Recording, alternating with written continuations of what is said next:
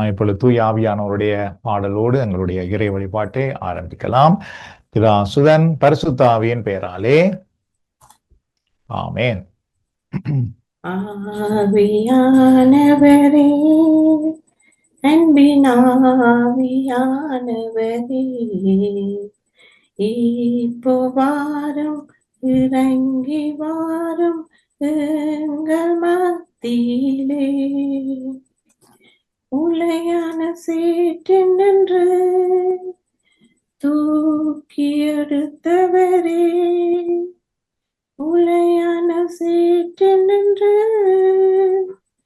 தூக்கி எடுத்தவரே, பாவம் கழுவி தூய்மையாக்கும் இந்த வேளையிலே, பாவம் கழுவி தூய்மையாக்கும் இந்த வேளையிலே,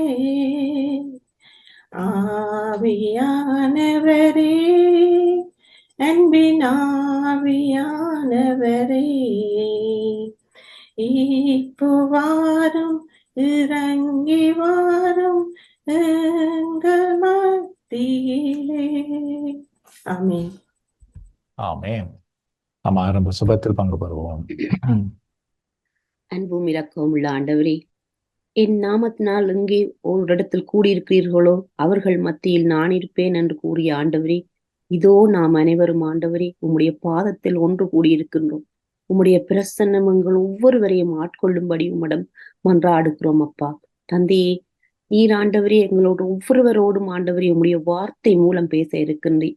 என்னிடம் வாருங்கள், என்னிடம் கற்றுக்கொள்ளுங்கள் என்று கூறிய ஆண்டவரே, இதோ ஆண்டவரே உம்முடைய வார்த்தையை சுமந்து வந்து உம்முடைய வார்த்தையை எங்கள் உள்ளத்தில் சிந்தனையில் ஏற்று ஆண்டவரே அவற்றை நாங்கள் மற்றவரோடு பகிர்ந்து கொள்ள இந்த இடத்தில் கூடியிருக்கிற எங்கள் ஒவ்வொருவரை உம்முடைய ஆசீர்வாதத்தால் நிரப்பி பரிசுத்த ஆவி எங்கள் ஒவ்வொருவரோடும் இணைந்து ஆண்டவரே நாம் எதை கதைக்க வேணும், எதை நாங்கள் பகிர வேணும் என்பதை ஆண்டவரே எங்களோடு இருந்து செயலாற்றும். ஆண்டவரே நாங்கள் சொல்ற ஒவ்வொரு வார்த்தையும் உம்முடைய பிரசன்னத்திலே உம்முடைய நாமத்தை ஆண்டவரே போற்றி துதிக்க, அவற்றை எங்களுடைய வாழ்க்கையில் ஆண்டவரை கொண்டு வாழ நீர் எங்களுக்கு இந்த இடத்தை நீர் ஆசீர்வதித்தமைக்காக நன்றி கூறி எல்லோரையும் உம்முடைய பாதத்தில் ஒப்படைத்து உம்முடைய வார்த்தைக்காக ஆண்டவரை மண்டியிட்டு காத்திருக்கின்றோம் எங்கள் நல்ல தகப்பனே. ஆமேன், ஆமேன்.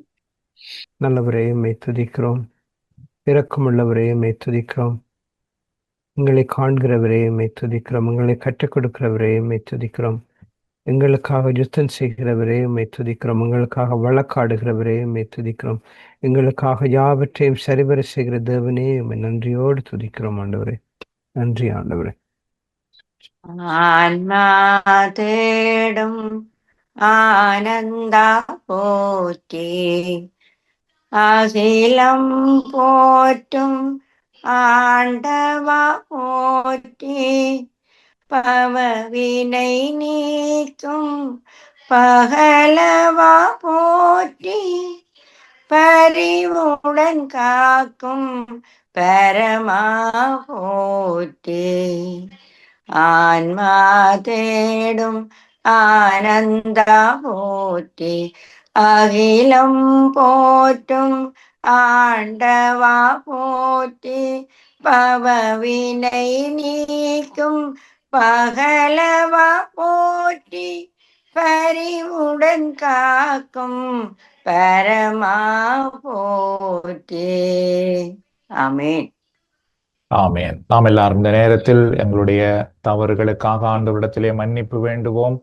எங்கள் மீறுதல்களை ஆண்டோர் மன்னித்து எங்களுக்கு புது வாழ்வு அருளுகின்றவராக இருக்கின்றார். பாவம் எங்களை இறைவனிடத்திலிருந்து பிரித்து வைக்கின்றது, பாவம் எங்களை இருளோடு இணைத்து வைத்திருக்கின்றது. ஆனால் நாம் மனம் வருந்தும் பொழுது ஆண்டவர் எங்களுக்கு மன்னிப்பு கொடுத்து புதிய இதயத்தையும் புதிய வாழ்வையும் அருளுகின்றார். ஆகும் இந்த நேரத்தில் பாவ மன்னிப்புக்கான பாடலில் நாம் பங்கு பெற்று எங்களை அர்ப்பணிப்போம். ஆண்டவர் ஆன்மாவை விரும்புகின்றார், மாண்டிட்ட ஆன்மாவை தேடுகின்றார், அண்டிடும் பாவிக்கு அருளுகின்றார், நேரில் வேண்டிடும் துரோகிக்கு இறங்குகின்றார். வருகின்றான். மன்னிப்பு மன்னிப்பு மன்னிப்பு தேவா, மன்னிப்பு மன்னிப்பு தாருமே இறைவா, மன்னிப்பு தாருமே இறைவா. ஆமென். அன்பின் ஆண்டவரே, நீர்தாமே எங்கள் ஆன்மாவை மீட்டுக் கொள்ளும் கடவுள், எங்களை அழிந்து போக விரும்பாத இறைவன். இந்த நாளிலும் நீர்தாமே எங்களை மனதுருக்கத்தோடு கண்ணோக்கி பார்த்து எங்கள் பாவங்களை மன்னித்து எங்களுக்கு புதுவாழ்வு அருளும். எங்கள் சிந்தனையால், சொல்லால், செயலால், கடமையில் தவறியதனால் நாங்கள் செய்த அனைத்து குற்றங்களையும் மன்னித்தருளும். அன்பின் ஆண்டவரே, உம்முடைய பிரசன்னத்தை விட்டு விலகிய நேரங்கள், இருளை நோக்கி ஓடிய நேரங்களை மன்னித்தருளும். இது இந்த நாளிலும் நீர்தாமே எங்களை உம்முடைய தூய ஆவியின் வல்லமையினால் ஆட்கொண்டு எங்களை புதுப்படைப்பாக மாற்றியருளும். நீர் அதை செய்வதற்காக நாங்கள் உமக்கு நன்றி கூறுகின்றோம். இயேசுவின் நாமத்தில் மன்றாடி நீர் தருகிற பாவ மன்னிப்பை பெற்றுக் கொள்கிறோம் எங்கள் நல்ல தந்தையே. ஆமென். இறைவார்த்தைக்கான சபத்தில் நாம் பங்கு பெறலாம். அன்பும் இரக்கம் நிறைந்த ஆண்டவரே, இன்றைய நாளிலும் உம்முடைய இறைவார்த்தை தியானத்தை பகிர்ந்து கொள்ள இணைந்திருக்கிற எங்கள் ஒவ்வொருவரையும் உம்முடைய பரிசுத்த கரங்களில் தருகின்றோம். ஆண்டவரே, உம்முடைய வார்த்தையை புரிந்து கொள்வதற்கு நிறைந்த ஞானத்தை தாரும். தூய ஆவியானவர் எங்கள் ஒவ்வொருவரையும் வழிநடத்த வேண்டுகின்றோம். ஆவியானவரே, உடைய வார்த்தை என்ற ஒளியில் நாங்கள் நடக்கவும் அதை புரிந்து அதன்படி வாழவும் எங்களுக்கு நல்ல வல்லமையை தாரும். இயேசுவின் திருக்கரங்களில் எங்கள் ஒவ்வொருவரையும் ஒப்படைத்து நிற்கின்றோம். ஜீவனுள்ள நல்ல பிதாவே, ஆமேன். ஆமேன். பிதா சுதன் பரிசுத்த ஆவியின் பெயராலே ஆமேன். ஸோ இன்றைக்கு நாங்கள் தனி செபத்தின் வல்லமை அதை பற்றி பார்க்க போகிறோம். ஸோ முதல்ல நான் சென்ற வாரம் நாங்கள் ரோமியர் நூலில் இருந்து தியானிப்பதாக நாங்கள் அறிவித்தல் போட்டிருந்தோம். ஆனால் அதை இன்னும் தியானிக்கவில்லை. என்றால் தனி செபம் பற்றி பார்க்க வேண்டி இருக்கிறதுனாலே அதுக்கு பின்பு வருகின்ற வாரம் அடுத்த முறைகளிலிருந்து அதை நாம் பார்க்க போகின்றோம். ஏனென்றால் தனி செபம் நாம் செய்ய கற்றுக்கொண்டால் மட்டும்தான், அது எங்களுடைய இறை வழிபாடாக இருக்கலாம், அல்லது நாங்கள் ஜூமிலே பங்கு பெறுகிற வழிபாடாக இருக்கலாம், அல்லது நாம் இறை வார்த்தை வாசிப்பதாக இருக்கலாம், எல்லாமே நமக்கு பயன் தரும். எப்பொழுதென்றால் நாம் தனி செபத்திலே வளரும் பொழுது மட்டும்தான். அதனாலே நான் மீண்டும் அந்த தனி செபத்தை கற்றுக்கொள்வதற்காக அந்த நேரத்தை நான் எடுத்திருக்கின்றேன். அப்போ இன்றைக்கும் நாம் தனி செபத்தின் வல்லமையை பற்றி பார்க்க போகிறோம். அப்போ நீங்கள் அதை கவனமாக கேளுங்கள். உங்களுக்கு என்ன கேள்விகள் இருந்தாலும் அதை பிறகு எங்களிடத்திலே கேட்டு நீங்கள் விளங்கிக் கொள்ளலாம், அல்லது நீங்கள் எனக்கு அனுப்பினால் அதை நாங்கள் மீண்டும் அதை பற்றியதான விடயங்களை அறிந்து கொள்ளலாம். அப்ப இன்றைக்கு நாங்கள் தனி செபத்தின் வல்லமையை பற்றி பார்க்க போகின்றோம். ஸோ முதல்ல நான் இன்றைக்கு நிறைய கேள்விகள் நாம் எடுக்க போகிற ஆய்வை பற்றி நிறைய கேள்விகள் அதில் இருக்கிறது. அதுக்கு முன்பு சில 3 விடயங்களை உங்களை கூறிக்கொள்ள விரும்புகிறேன். அதிலே நான் முதல்ல சில கேள்விகள், உங்களிடத்திலே கேள்வி கேட்பது உங்களுக்கு ஒன்றும் தெரியாது, அல்லது உங்களை பற்றி அறிய வேண்டும் என்பதற்காக அப்படி நான் கேள்வி கேட்கறது அல்ல. நானே சொல்லிக் கொண்டிருக்கும் பொழுது பார்த்தீங்கன்றால், உங்களை கேட்டுக்கொண்டிருக்கும் பொழுது அதெல்லாம் நல்லா இருக்கிறது போல இருக்கும். ஆனால் அது முடிந்த பின்பு ஒன்றும் உங்களுக்கு ஞாபகத்தில் இருக்காது. ஆனால் நான் உங்களிடத்திலே கேள்வி கேட்கும் பொழுது நீங்கள் பதில் சொல்லும் பொழுது நீங்கள் என்ன சொல்லுகிறீர்களோ அது கேட்டுக்கொண்டிருப்பதை விட நீங்கள் சொல்லுவது கூடிய அளவு உங்கள் உள்ளத்திலே பதிவதற்கு அது வாய்ப்பாக இருக்கும். அதனாலே தான் நான் கேள்விகள் உங்களிடத்திலே கேட்கிறேன். எங்களுடைய இறையியல் வகுப்பிலே ஒரு முறை ஒரு பரீட்சை வைக்கப்பட்டது. அந்த பரீட்சையிலே எல்லா மாணவர்களும் ஃபெயில். ஸோ எங்கள் எல்லாருக்கும் பெரிய கவலை. ப்ரொஃபஸர்ல சரியான கோபம் கூட இருந்தது. ப்ரொஃபஸர்கிட்ட நாங்கள் எல்லாரும் கேட்டோம். ஸோ எல்லாரும் ஃபெயில் ஆயிட்டோம். ஸோ உங்களோட கேள்விகள் எங்களால் புரிய முடியவில்லை, ஏன் அப்படிப்பட்ட ஒரு எக்ஸாம் நடந்தது அப்படின்ட்டு. அப்போ அந்த ப்ரொஃபஸர் சிரிச்சு போட்டு என்ன சொன்னார் என்றால், நான் பர்பஸாக தான் அந்த எக்ஸாமை வச்சது, நீங்கள் எல்லாரும் ஃபெயில் விட வேண்டும் என்றதுக்காகத்தான் அந்த எக்ஸாம் வச்சதை தவிர நீங்கள் பாஸ் பண்ணணும், அப்படி உங்களிடத்துல என்ன அறிவு இருக்கு அதை நீங்கள் பயன்படுத்தணும் என்றதுக்காக நான் அதை வைக்கவில்லை. ஃபெயில் பண்ண வேணும், ஸோ அப்ப நான் கேட்டேன், ஏன் அப்படி என்றால் என்ன? அப்ப அவர் அதை விளங்கப்படுத்தினார். அதாவது வந்து நீங்கள் எப்ப ஒரு விடயம் நீங்க ஃபெயில் விடுறீங்களோ, உங்களுக்கு தெரியாம வருதோ, அந்த விடயம் வந்து நீங்க மறக்காமலேயே வைத்திருப்பீர்கள். ஓஹோ, அதை வந்து நீங்கள் அதுக்கு பின்பு அதற்கான பதிலை கண்டு கொள்ளும் பொழுது நீங்கள் ஃபெயில் விட்டது மறக்க மாட்டீர்கள். ஆனால் நீங்கள் சரியான ஆன்சர் பண்ணுற விடயம் எல்லாமே நீங்கள் காலப்போக்கில் மறந்து விடுவீர்கள். ஆனால் எது உங்களுக்கு தெரியாமல் போனது என்று நீங்கள் நினைக்கிறீர்களோ அதை நீங்கள் மறக்கவே மாட்டீர்கள். ஸோ என்னுடைய பர்பஸ் என்னன்னா, நீங்க வந்து இந்த கோர்ஸ்ல சிறந்த மாணவர்களாய் வர வேண்டும் என்றால் சில விடயங்கள் உங்களுக்கு கட்டாயமாக ஞாபகத்தில் இருக்கணும். அதை எப்படி ஞாபகத்திலே கொண்டு வரலாம் என்றால், உங்களை நான் ஃபெயில் பண்ண வைக்க வேண்டும் அப்படின்னு. சி, ஸோ அதுதான் வந்து உண்மை. ஸோ அதுபோல நான் வந்து உங்களிடத்திலே கேள்விகள் கேட்கும் பொழுது நீங்கள் அதுக்கு பதில் சொல்லும் பொழுது என்ன உண்டாகும் என்றால், அந்த பதில்கள் நீங்கள் கட்டாயமாக உங்களோட உள்ளத்திலே அது பதிந்திருப்பதற்கு வசதியா இருக்கும். ஆகவே தனி சுபத்தின் வல்லமை அப்படி என்று வரும் பொழுது, தனி சுபம் என்றால் நான் வந்து எதை பற்றி பேசுகிறேன், அல்லது தனி சுபம் என்ன மாதிரி இருக்க வேண்டும் என்பதை பற்றி நான் உங்களோடு பேசி கொண்டிருக்கின்றேன், கதைத்து கொண்டிருக்கின்றேன். பல முறைகளில் இதை பற்றி பார்க்கிறோம். அப்ப என்னத்தை தனி சுபம்னா என்னத்தை பற்றி நான் இப்ப சொல்ல வாரேன் அப்படின்னுட்டு யாராவது 2 பேர் சொல்லுங்க. குயின்டசன்னா நீங்க ஒருக்கா சொல்லுங்க. தனி சுபம்னா நான் என்னத்தை பற்றி நான் சொல்றேன், தனி சுபம்னா என்னத்தை பற்றி நான் சொல்றேன். இறைவனோடு நமக்கு இருக்கின்ற உறவும், இறைவனோடு நாம் எப்படி பேசுவது. Okay, good. ஸோ அதே மாதிரி தனிசுவம்னா இப்போ நான் வந்து தனிசுவம் செய்வது அப்படின்ட்டு வந்தா நான் வந்து அதை ஓகே மற்றாருடையும் கேட்டுட்டு நாங்கள் கேட்போம். இன்னொரு ஆள் சொல்லுங்க. தனிசுவம்னா நான் வந்து என்னத்தை உங்களுக்கு சொல்ல வாரேன். ஆண்டவரோடு எங்களுக்குள்ள தொடர்பு, நெருக்கமான தொடர்பு, எனக்கும் ஆண்டவருக்கும் இடையில சபத்தின் மூலம் மிக நெருக்கமான தொடர்பு. Okay, good, thank you. ஸோ என்ன 2 பேர் சொல்லுங்க. அப்ப அந்த நெருக்கமான தொடர்பை பற்றி தான் நான் தனி சுபம் என்று சொல்றேன். அப்படி என்றால் அந்த நெருக்கமான தொடர்பு வந்து எவ்வாறு உருவாக்கப்பட வேண்டும், அந்த அந்த அந்த அந்த சுபம் எவ்வாறு செய்யப்பட வேண்டும் அப்படின்ட்டு யாராவது 2 பேர். எந்த உள்ளத்துல ஆண்டவரோட நான் எப்படி என் உள்ளத்துல எழும்புற அந்த உணர்வை நான் ஆண்டவரோட பகிர்ந்து கொள்ளும் போது ஆண்டவருக்கும் எனக்கும் நெருங்கிய உறவு ஏற்படும். சோ இதனால் ஆண்டவரை நான் பற்றி கொள்றதுக்கு எனக்கு அது ஒரு வாய்ப்பாக அமையும். Okay, thank you. இன்னொரு ஆள். தனி சுகம்னா நான் வந்து என்னத்தை உங்களுக்கு சொல்ல வாரேன். தனி சுகம்னா நீங்க எப்படி செய்யணும் அப்படின்ட்டு என்னத்தை நான் உங்களுக்கு சொல்ல வாரேன். ஆண்டவர் பேசுறத நாங்கள் கேட்கணும், நாங்கள் ஆண்டவரோட பேசணும். ஆண்டவர் எங்களோட 2-way கம்யூனிகேஷன். ஓகே, எங்களோட விண்ணப்பத்தை ஆண்டவரோட சொல்றது, ஆண்டவர் சொல்றதை நாங்கள் கேட்கறது. Okay, thank you. ஸோ வேற யாராவது சொல்லுங்க. அதாவது வந்து அப்போ ஆண்டவர் சொல்றதை நாங்கள் கேட்கணும், அல்லது நாங்கள் ஆண்டவரோட உறவாடணும், நாங்கள் மனம் திறந்து பேசணும் அப்படின்னா அந்த தனி சுபம் என்றது எங்கு செய்யணும், அல்லது எப்படி செய்யணும், எப்படி செய்ய வேணாம், எங்கு செய்யணும், அது வேற யாராவது. தனி சுபம் அப்பொழுதும் நாங்கள் தனிமையில இருந்து செய்யணும்.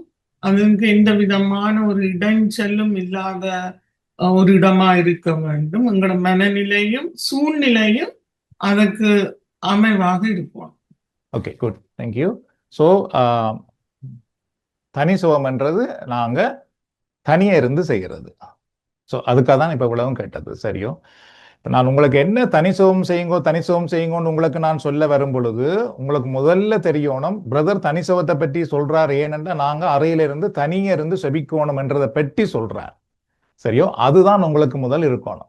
ஸோ தனிசுவம் என்று நாங்க ஆண்டவரோட ஒன்றிக்கிறது, அவரோட பேசுறது, அவர் பேசுறதை கேட்கறது எல்லாமே இருக்குது, வெரி குட். ஆனா அது வந்து எங்க நடக்கணும் என்று சொன்னா நீங்க தனியே அறையில இருந்து நீங்க செபிக்கிற ஆக்களா இருக்கணும். அதை பற்றி தான் நான் பேசுறேன். அதனால இதுவரைக்கும் யாராவது அப்படி நீங்க செய்கிறது இல்லை என்றால் நான் என்ன சொல்ல வரேன்னா, நீங்க வந்து அதை தொடங்கி ஆகணும், அதை செய்தே ஆக வேண்டும். அதுதான் வந்து தனி சுபத்தை பற்றி நான் சொல்ல வரேன். சரியோ? இதை செய்யறதுக்கு சில இடைஞ்சல்கள் இருக்கலாம், தடைகள் இருக்கலாம். அதை பற்றி நான் முதல்ல நிறைய சொல்லியிருக்கேன். கனடால வந்து அதுக்கு நிறைய தடைகள், இடைஞ்சல்கள் இருக்கிறது. அப்படி இடைஞ்சல்கள், தடைகள் இருக்குமாக இருந்தால் அதுக்கு நாங்கள் என்ன செய்யலாம் என்றதை நீங்க தான் என்னிடத்துல வந்து கேட்கணும். அப்பதான் நான் உங்களுக்கு சொல்லி தரலாம். சரியோ? அது இல்லாம நானே இப்படி சொல்லி கொண்டிருந்தா வந்து அது சில நேரம் அது சரி வராது. அப்ப நீங்கள் தான் ஓகே எனக்கு தனிசுவம் செய்ய விருப்பம் பிரதர், ஆனா எனக்கு இது இல்லாம இருக்கு, அல்லது அது முடியாம இருக்கு, அல்லது வந்து எனக்கு தெரியாம இருக்கு, அல்லது பிரச்சனையா இருக்கு, அல்லது வீட்டுல வசதி இல்லாம இருக்கு, என்ன இருந்தாலும் அதை நீங்களாவே வந்து அதை கேட்டு வழங்கி கொள்ள வேண்டும். அங்க திருப்பவும் சொல்ல வாரேன், தனி சுகம்ண்டா நீங்க அறையில தனியே இருந்து செபிக்கிறது. அதை பற்றி தான் நான் பேச வாரேன், அதை பற்றி தான் சொல்றேன். சரியோ? அதனால இதுவரைக்கும் யாராவது அப்படி செய்யவில்லை என்றால் தயவு செய்து அதை நீங்கள் செய்ய வேண்டும். சரி, அப்ப தனி சுபத்தின் வல்லமை அப்படின்னு வரும் பொழுது முதலாவது நான் இங்கே சொல்ல வாரேன், தனி சுபம்தான் புது வாழ்வினுடைய அத்திவாரம். சரியோ? கத்தோலிக்க மக்களாகிய நாங்கள் புது வாழ்வுக்கு வர்றதுக்கு முதல் நாங்க சுபம் செய்த நாங்கள் சுபம் செய்யாத ஆட்கள் அல்ல, நாங்கள் சுபம் செய்தவர்கள். ஆனால் அந்த சுபமுறை வேறு, புது வாழ்வு சுபத்திலே நாம் கற்றுக்கொள்கிற சுபம் வேறு. நாங்கள் சாதாரண கத்தோலிக்க மக்களாகவே இருக்க போகிறோம் என்றால் நீங்கள் தனி சுபம் செய்ய வேண்டிய அவசியம் இல்லை. ஆனால் நீங்கள் புது வாழ்வுக்குள்ளே வாழுகிற கத்தோலிக்கராக இருக்க வேண்டும் என்று நீங்கள் விரும்பினால், அல்லது உங்களுடைய குடும்பங்கள் அப்படி வர வேண்டும் என்று நீங்கள் விரும்பினால், நீங்கள் தனி சுபம் அறையில தனியே இருந்து செபிக்கிற ஒரு ஆளா நீங்க உருவாக்கப்பட வேண்டும். சரியோ? ஆகவே தனி சுபம் அத்திவாரம். ஏன் அத்திவாரம் என்று நான் சொல்லுகிறேன் என்றால், அத்திவாரம் இருந்தா தான் நீங்க வீடு கட்டலாமே தவிர அத்திவாரம் இல்லாமல் நீங்கள் எதுவுமே கட்ட முடியாது. அப்படி கட்டினால் அது இடிந்து விடும். அதுபோல இந்த புது வாழ்விலே பங்கு பெறுகிற நீங்கள் எப்படி உருவாக்கப்பட முடியும் அல்லது ஆண்டவருடைய ஆசீர்வாதத்துக்குள்ளே வர முடியும் என்றால் உங்களுக்கு ஒரு அத்திவாரம் கட்டாயமா இருக்க வேண்டும். அந்த அத்திவாரம் தான் தனி சுபம். இந்த தனி சுபத்திலே நீங்கள் வளரவில்லை என்றால் உங்களுக்கு அத்திவாரம் இல்லை. அத்திவாரம் இல்லாத நேரத்துல நீங்க எப்பயுமே உங்களுடைய விசுவாச வாழ்க்கை இடிந்து போகலாம். நீங்கள் எப்பொழுதாவது எப்பயுமே நீங்கள் கடவுளை விட்டு பின்வாங்கி போகலாம், பணியை விட்டு பின்வாங்கி போகலாம், அல்லது ஆசீர்வாதத்துக்குள்ள உங்களால் வர முடியாது. காலப்போக்கில் உங்களுக்கு சலிப்புகள் வர ஆரம்பிக்கும். அது மட்டுமில்லாமல் நீங்கள் தனி சுபத்துக்குள்ள வளராமல் இருக்கும் பொழுது நீங்கள் ஆசீர்வாதத்தை சந்திக்கிறதுக்கு பதிலாக நிறைய பிரச்சனைகளை சந்திக்கிறவர்களாக மாறுவீர்கள் என்றால் சாத்தான் விடாது. ஸோ அதனால தனி சுபம் தான் அத்திவாரம். திருப்பவும் சொல்ல வாரன், தனி சுபம் என்றால் நீங்கள் அறையிலிருந்து ஆண்டவரோடு உறவாடுவது, ஆண்டவரோடத்திலே செபிக்கிறது. தனி சுபம் என்றால் தனியே இருந்து செபிக்கிறது. இது உங்கள் வாழ்க்கையிலே வரவில்லை என்றால் நீங்கள் அத்திவாரம் இல்லாத புது வாழ்வு அனுபவத்திலே வாழ்ந்து கொண்டிருக்கின்றீர்கள். இரண்டாவது பார்த்தீர்கள் என்றால், தனி சுபம் என்பது ஆர்வமான ஒரு முறையாக மாற்றப்பட வேண்டும். அப்படி ஆர்வமான ஒரு முறையாக மாற்றப்பட வேண்டும் என்றால் அது எவ்வாறு உருவாக்கலாம், இது உங்களுக்காக நான் சொல்லுகிறேன். இது எனக்கு பயன்பட்டது, அதனாலே நான் அது உங்களுக்கு சொல்லுகிறேன். அதாவது தனி சுபத்தை நீங்கள் ஒரு இறை பணியாக ஆரம்பிக்க வேண்டும், தெரிந்து கொள்ள வேண்டும். சரியோ? தனி சுபத்தை ஒரு இறை பணியாக நீங்கள் தெரிந்து கொள்ள வேண்டும். ஏனென்றால் இப்ப நாங்கள் எங்களுக்கு ஒவ்வொரு வாரமும் ஏதாவது ஒரு ஊழியம் நடந்து கொண்டே இருக்குது. நான் ஒவ்வொரு நாளும் எனக்கு பணி இருக்கு. அப்ப நான் எனக்கு பணி இருக்கிறதுனால நான் செபிக்கிறதுக்கு ஆர்வப்படுவேன். கட்டாயமாக நான் செபிக்க வேண்டிய ஒரு நிலை எனக்கு உருவாகும். சரியோ? ஆனா இப்ப எனக்கு ஒரு கிழமைக்கு மெசேஜ் இல்லைன்னா நீங்க பாத்தீங்கன்னா சோம் செய்யறதுக்கு அங்கங்க இன்றைக்கு எனக்கு இந்த கிழமை எனக்கு மெசேஜ் இல்லை தானே அப்படின்ட்டு அந்த செபிக்கிறதுக்கு மனம் கொஞ்சம் சோர்ந்து போயிடும். சரியோ? எனக்கு மெசேஜ் இல்லை தானே, அப்ப ஒரு ஆள் மெசேஜ் கொடுக்க போறா, அப்ப நான் போய் கேட்க போறேன் அவ்வளவுதான் அப்படின்ட்டு இருப்பேன். ஆனா இதே எனக்கு மெசேஜ் என்றா நீங்க பாத்தீங்கன்னா அந்த வாரம் முழுக்கலாம் அதை பற்றி சிந்திக்கிறது, ப்ரே பண்றது, ஆண்டவர் எனக்கு அபிஷேகம் தாரம் என்று கேட்கறது, இப்படியே இருக்கும். ஸோ அதனால நான் தெரிந்து கொண்டது என்னென்றால், அப்ப எங்களுக்கு பணி இருந்தால் நாங்கள் கட்டாயமாக செபிப்போம். அப்படி என்றால் உங்களுக்கு வெள்ளிக்கிழமையில நீங்க கூட்டத்துல பங்கு பெறுகிறீர்கள், பாடல் பணியில் அதுல நிற்கிறீர்கள். அதை விட வேற என்ன பணி நீங்கள் செய்கிறீர்கள் அப்படின்னு பார்த்தால் நிறைய பேருக்கு ஒரு பணியுமே இல்லை. வெள்ளிக்கிழமை கூட்டத்துக்கு வாரம் எல்லாரையும் போல மற்றாக்கள் கதிரையில் இருக்கணும், நீங்க முன்னுக்கு 2 பாட்டு பாடுறீங்க, மற்றாக்கள் அங்கிருந்து பாட்டு பாடணும், அவ்வளவுதான். ஸோ இதை விட நீங்கள் என்ன பணி செய்கிறீர்கள் அப்படின்னு கேட்டால் நிறைய பேருக்கு பணிகள் இல்லை. அதனாலே உங்களுக்கு தனி சுபத்திலே ஒரு ஆர்வம் பெற வேண்டும் என்றால் அந்த தனி சுபத்தை ஒரு பணியாக நீங்கள் மாற்ற வேண்டும். அப்படி பணியாக மாற்றுவதென்றால் என்ன என்று கேட்டால், நீங்கள் தனி சுபத்துல ஒரு பணியாக மற்றவர்களுக்காக செபிக்கிறது, ஊழியத்துக்காக செபிக்கிறது, பணியாளர்களுக்காக செபிக்கிறது, மற்ற குடும்பங்களுக்காக செபிக்கிறது, இதை ஒரு பணியாக எடுத்து நீங்கள் தனி அறையிலே போயிருந்து அவைகளுக்காக நீங்கள் செபிக்கிறவர்களாக மாற வேண்டும். அதை ஒரு பணியாக நீங்கள் தெரிந்து கொள்ளும் பொழுது உங்களுக்கு அதிலே ஒரு ஆர்வம் வர ஆரம்பிக்கும். இது என்னுடைய ஊழியம், நான் போயிருந்து செபிக்க வேண்டும், இன்றைக்கு இவர்களுக்காக மன்றாட வேண்டும். ஸோ அது உங்களை தனி சுபத்திலே வளருவதற்கு உதவியா இருக்கும். ஸோ நான் என்னுடைய ஆரம்பத்திலே நான் அதை ஒரு பணியாக எடுத்துக்கொண்டு நிறைய விண்ணப்பங்களை எழுதி வைத்துக்கொண்டு நான் போய் அறையில இருந்து அந்த விண்ணப்பங்களுக்காக செபிப்பேன். அவ்வளவுதான். ஏன்னா எனக்கு வேற ஊழியம் இல்லை. அப்ப அதனால நான் ஊழியத்துக்காக செபிக்க இயலாது. அப்ப நான் வந்து என்னை எப்படியாவது செபிக்க பழக்க வேண்டும், நான் செபத்துக்கு போக வேண்டும். அப்ப சும்மா தனி ஜெபத்துல போயிருந்து புகழ்ச்சியும் நன்றியும் செய்து போட்டு வர முடியாது. அப்ப ஒரு பேஷன், ஒரு ஒரு ஒரு ஒரு ஒரு ஒரு ஒரு விடயத்தோடு போனால்தான் அது உற்சாகமா இருக்கும். அதனால நான் வந்து விண்ணப்பங்களை கொண்டு போய் செபிக்கிறது. சரியோ? அப்ப அது காலப்போக்குல வந்து அந்த சுப முறையிலிருந்து வளர்ந்து வளர்ந்து வளர்ந்து வளர்ந்து அதுக்கப்புறம் பணிகள் செய்ய ஆரம்பிக்கும் பொழுது எனக்கு வந்து பணி செய்யும் பொழுது ஒரு பக்கம் நான் செபிக்க கற்றுக்கொண்டிருக்கிறேன். நாம் செபிக்க கற்றுக்கொள்ளாமல் பணி செய்வது பயங்கரமான ஆபத்து, நான் நடுக உங்களுக்கு சொல்லுவது. ஸோ அதனால வந்து பணி செய்கிறவர்கள் கட்டாயமாக செபிக்க கற்றுக்கொள்ள வேண்டும்.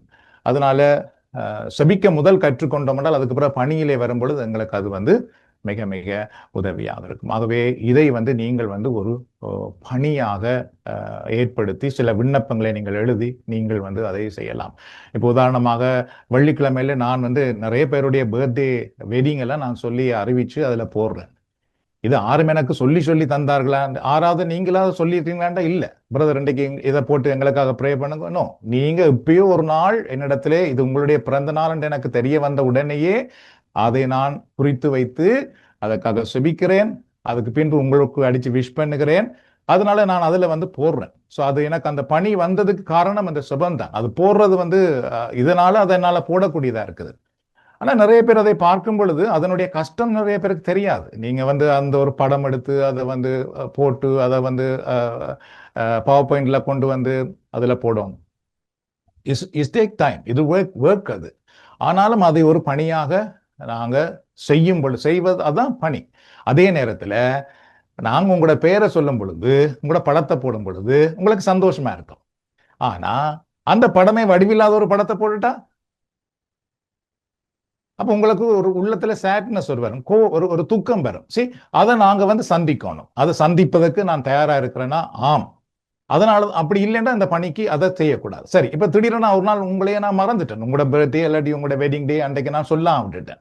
ஏன்டா நீங்க சொல்லி நான் அதுல சொல்றது இல்லை, நானாகவே மெமரியில வச்சு அதுல நான் செய்கிறேன். அப்ப மிஸ் பண்ணிட்டா எப்படி இருக்கும் உங்களுக்கு, மற்ற ஆட்களுக்கு? என்ன இன்றைக்கு பிரதர் ஏன் சொல்லல? அப்ப பிரதர் என்ன கோவமாக்கும், அதுவாக்கும், இதுவாக்கும் அப்படின்ட்டு நிறைய பிரச்சனைகள் வருவதற்கு வாய்ப்பு இருக்குது. ஸோ பாத்தீங்கன்னா ரெண்டு சைட்டுமே இருக்குது. அப்ப நீங்க ஒரு பணியை செய்யும் பொழுது you have to be very very கேர்ஃபுல்லா இருக்க வேண்டியதாக இருக்கும். அப்ப நான் அதுல சொல்றது கன பேருக்கு அதுக்குள்ள எவ்வளவு கஷ்டம் இருக்குது அப்படின்னு தெரியாது. அதனால உங்களுக்கு சொல்லவா. சரியோ? அதுபோல நீங்கள் ஒரு பணியை நீங்க செய்ய ஆரம்பிக்கும் பொழுது அதுல ரெண்டு பக்கமும் இருக்குது. ஒரு பக்கம் பிரச்சனைகள் வாரதுக்கு வாய்ப்பு இருக்கு, ஒரு பக்கம் பாராட்டு வாரதுக்கு வாய்ப்பு இருக்குது. ஸோ இந்த அடிப்படையில வந்து நாங்க அதுல சீரா வளர்ந்து வருவதற்கு பாத்தீங்கன்னா எங்களுக்கு வந்து தனி சுபம் தான் மிக மிக அவசியம். ஆகவே கடைசி அதுல என்ன சொல்ல வாரேன்னு சொன்னா, அதாவது உங்களுக்கு 1 2 3 1 2 3 4 தெரியவில்லை என்றால் உங்களுக்கு எந்த கணக்கு தந்தாலும் உங்களால் செய்ய முடியாது. அதுபோல ஆனா அவனா ஈனா ஈயனா உங்களுக்கு தெரியவில்லை என்றால் உங்களுக்கு தமிழ்ல எதையும் வாசிக்க முடியாது. அதுபோல நீங்க தனி அறையிலிருந்து செபிக்கிற அனுபவம் உங்களுக்கு இல்லை என்றால் உங்களுடைய பணி வாழ்விலோ அல்லது விசுவாச வாழ்க்கையிலோ உங்களால் ஒன்றும் செய்ய முடியாது. ஏனென்றால் உங்களுக்கு வந்து அந்த பிகினிங் தெரியாமலே இருக்குது, 1 2 3 தெரியாம இருக்கு, அல்லது ஆனா அவனா ஈனா தெரியாம இருக்கு. அதனால நீங்க எதையுமே ஒன்றும் செய்ய முடியாது. அது போலதான் இந்த தனி சுபமும். சரி, இப்ப சில நேரம் நீங்க நினைக்கலாம், நாங்கெல்லாம் வடிவா தானே சுபம் செய்யறோம், இதுல என்ன பிழை இருக்குது அப்படின்னு கூட நீங்க நினைக்கலாம். சரியோ? வெளிப்படையா நான் சொல்லணும்னா அவங்க எல்லாருக்குள்ளயும் நிறைய ஆர்வம் இருக்கு. அதை என்னால பார்க்க முடியுது. 100+ ஆர்வம் இருக்கு. நான் வந்து வளரணும், இப்படி செய்யணும், புது வாழ்வை கட்டி எழுப்பணும், எங்கள் குடும்பத்தை எல்லாம் கொண்டு வரணும். 100+ உங்களுக்கு ஆர்வம் இருக்கு. ஆனா நீங்க சுபம் செய்யும் பொழுது அந்த சுபம் எவ்வளவு டீப்பா இருக்கா இல்லையாண்டு என்னால சொல்லலாம். சரி, வேண்டாம், நாங்க அந்த பிரேயர்ல வளர்ந்து வாரதால நீங்க ஒரு சுபம் செய்யும் பொழுது எனக்கு தெரியும், ஓஹோ பரிசுத்த ஆவியானவர் இந்த இடத்துல இவர்கள் மூலமா இதை பேசுறார் அப்படின்ட்டு. ஸோ அந்த அனுபவம் வந்து மிக குறைவா இருக்குது. ஸோ அதனால நான் வந்து நெடுக உங்களுக்கு தனி சுபம் செய்யுங்க சொல்லிக்கொண்டே இருக்கேன். ஸோ நாங்க சாதாரணமா எங்களோட அறிவை வச்சு எங்களுடைய சில சாதாரண அனுபவங்களை வச்சு ஒரு சாதாரண சுபம் செய்யலாம். ஆனால் தூய ஆவியானவருடைய பிரசன்னத்தோடு நாங்க செபிக்கிறதுன்றது அது வேற. ஸோ அது நீங்க செபிக்கும் பொழுதே எங்களால வந்து ஓஹோ ஆவியானவர் இந்த இடத்துல பேசுறார், ஆவியானவர் இந்த சுபத்துல இந்த காரியத்தை வெளிப்படுத்துறார் அப்படின்ட்டு உடனே வந்து அறியக்கூடியதா இருக்கும். ஸோ அதுக்கு வந்து உங்களுடைய தனி சுபம் எவ்வளவு டீப்பா போகுதோ அவ்வளவு தூரம் அதனுடைய அனுபவத்தை எங்களால பார்க்க முடியும். சரி, இப்ப வந்து ஆம், 2 குறிப்பிட 20ஆம் அதிகாரத்துல 1 24 வரை உள்ள வசனங்களை வாசித்து அதுக்கு பிறகு அதுல கேள்விகள் எல்லாம் கொடுத்திருந்தேன். அந்த கேள்விகளுக்கான பதில்களை நீங்கள் அறிந்து கொள்ளுங்கள் அப்படின்னு நான் சொல்லியிருந்தேன். சரியோ?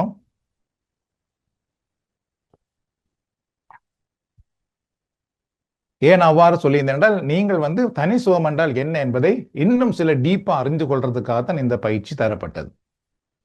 ஸோ அதுல வந்து நான் வந்து ஒவ்வொரு விடயங்கள் சொல்லும் பொழுது அந்த தனி சுகத்தை பற்றியும் அதில் நான் உங்களோட பேச போகிறேன். அப்ப நீங்க அதுல கன விடயங்களை அறிந்து கொள்ள முடியும். 2 குறிப்பேடு அல்லது 2 நாளாகமம், பழைய மொழி பைபிள்ல வந்து நாளாகமம் அப்படி என்று இருக்கும். ஸோ 2 குறிப்பேடு 20 1 24. வேதாகம் உள்ளவர்கள் நீங்கள் கையில அதை வச்சுக்கொள்ளுங்கோ. அப்போ வந்து சில வாசகங்கள் தேவையண்டா டக்குண்டு வாசிக்கிறதுக்கு எங்களுக்கு வந்து உதவியா இருக்கும். ஓகே, ஸோ அதில் நீங்கள் பார்த்தீங்கன்னா முதலாவது அதில் கேள்வி தரப்பட்டது வந்து, ஸோ அந்த அந்த அந்த விடயத்தை நான் சுருக்கமாக சொல்லிடுறேன். இதில் இணைந்திருக்கிறவர்கள் சில நேரம் அந்த பகுதியை வாசித்து இல்லாமல் இருந்திருந்தால்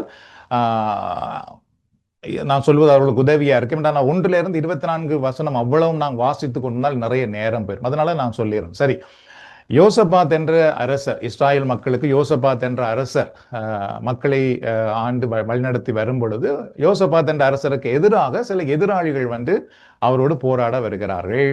அப்பொழுது யோசபாத் என்ன செய்கிறார்? அந்த யோசபாத்துக்கு வந்து சொல்லப்படுகிறது, எதிராளிகள் உண்மை எதிர்த்து சூழ்ந்து வந்து நிற்கின்றார்கள் என்று சொன்ன உடனே யோசபாத் பயப்படுறார். எனக்கு என்ன ஆக போகுது, நாங்க இப்ப என்ன செய்ய போகிறோம் அப்படின்னு பயந்து உடனே அவர் என்ன செய்கிறார் என்று சொன்னால், உபவாச ஜெபம், மக்களை ஒன்று கூடி ஜெபிப்பதற்கு அவர் வந்து ஜெபம் ஒன்று ஆயத்தப்படுத்துகின்றார். அவ்வாறு அவர்கள் ஒன்று கூடி எதிராளிகள் வந்து நிற்கும் பொழுது இவர்கள் பயந்து போய் ஆண்டவரிடத்திலே மன்றாடும் பொழுது யாகேசியேல் என்ற ஒருவர் மேலே பரிசுத்த ஆவியானவர் வந்து அவர் வந்து உங்களுக்கு இறைவாக்கு கொண்டு உரைக்கின்றார். அந்த இறைவாக்கு என்னவென்றால், ஆண்டவர் உங்களுக்காக போராடுவார், நீங்கள் அங்கு வந்து அணிவகுத்து நின்றால் போதும் என்று இறைவாக்கு சொல்லப்பட்டது. அப்ப அந்த இறைவாக்கு சொல்லப்பட்ட பின்பு அவர்கள் வந்து அந்த போருக்கு போகின்றார்கள். போருக்கு போகும் பொழுது ஆண்டவர் சொன்னது போலவே அவர்கள் போகிறார்கள். அவர்கள் போய் பாடல் பாடி அணிவகுத்து நிற்கின்றார்கள். இறைவன் வந்து அவர்களுக்காக போர் புரிந்து இவர்களுக்கு வெற்றி கிடைக்குது. ஸோ அதுதான் வந்து இந்த பகுதி. ஸோ இந்த பகுதிக்கும் தனி சபத்துக்கும் நிறைய சம்பந்தம் இருக்குது. சரி, ஆனால் நான் சொல்ல போறது கொஞ்சம் தான், ஆனால் இதுக்குள்ள நிறைய விடயம் இருக்குது. நீங்க தனி சபத்துல வளர்ந்து வரும்பொழுது இதுக்குள்ள நிறைய விடயங்கள் உங்களால கற்றுக்கொள்ளவும் கூடியதாக இருக்கும். ஸோ முதலாவது கேள்வி பார்த்தா, யோசபாத் எதிராளிகள் படையெடுத்து வந்த பொழுது என்ன செய்தார்? 20ஆம் அதிகாரத்துல 3வது இறை வார்த்தை. உங்கள் வேதாகம் உள்ளவர்கள் யாராவது ஒரு ஆள் வாசிங்கோ. 20:3. அப்பொழுது யோசபாத் அச்சமுற்று ஆண்டவரை நாடுவதில் உறுதி பூண்டு யூதா மக்கள் யாவரும் நோன்பிருக்குமாறு கட்டளையிட்டார். போதும். அப்ப எதிராளிகள் வந்திருந்த பொழுது யோசபாத் என்ன செய்தார்? பயந்தார்.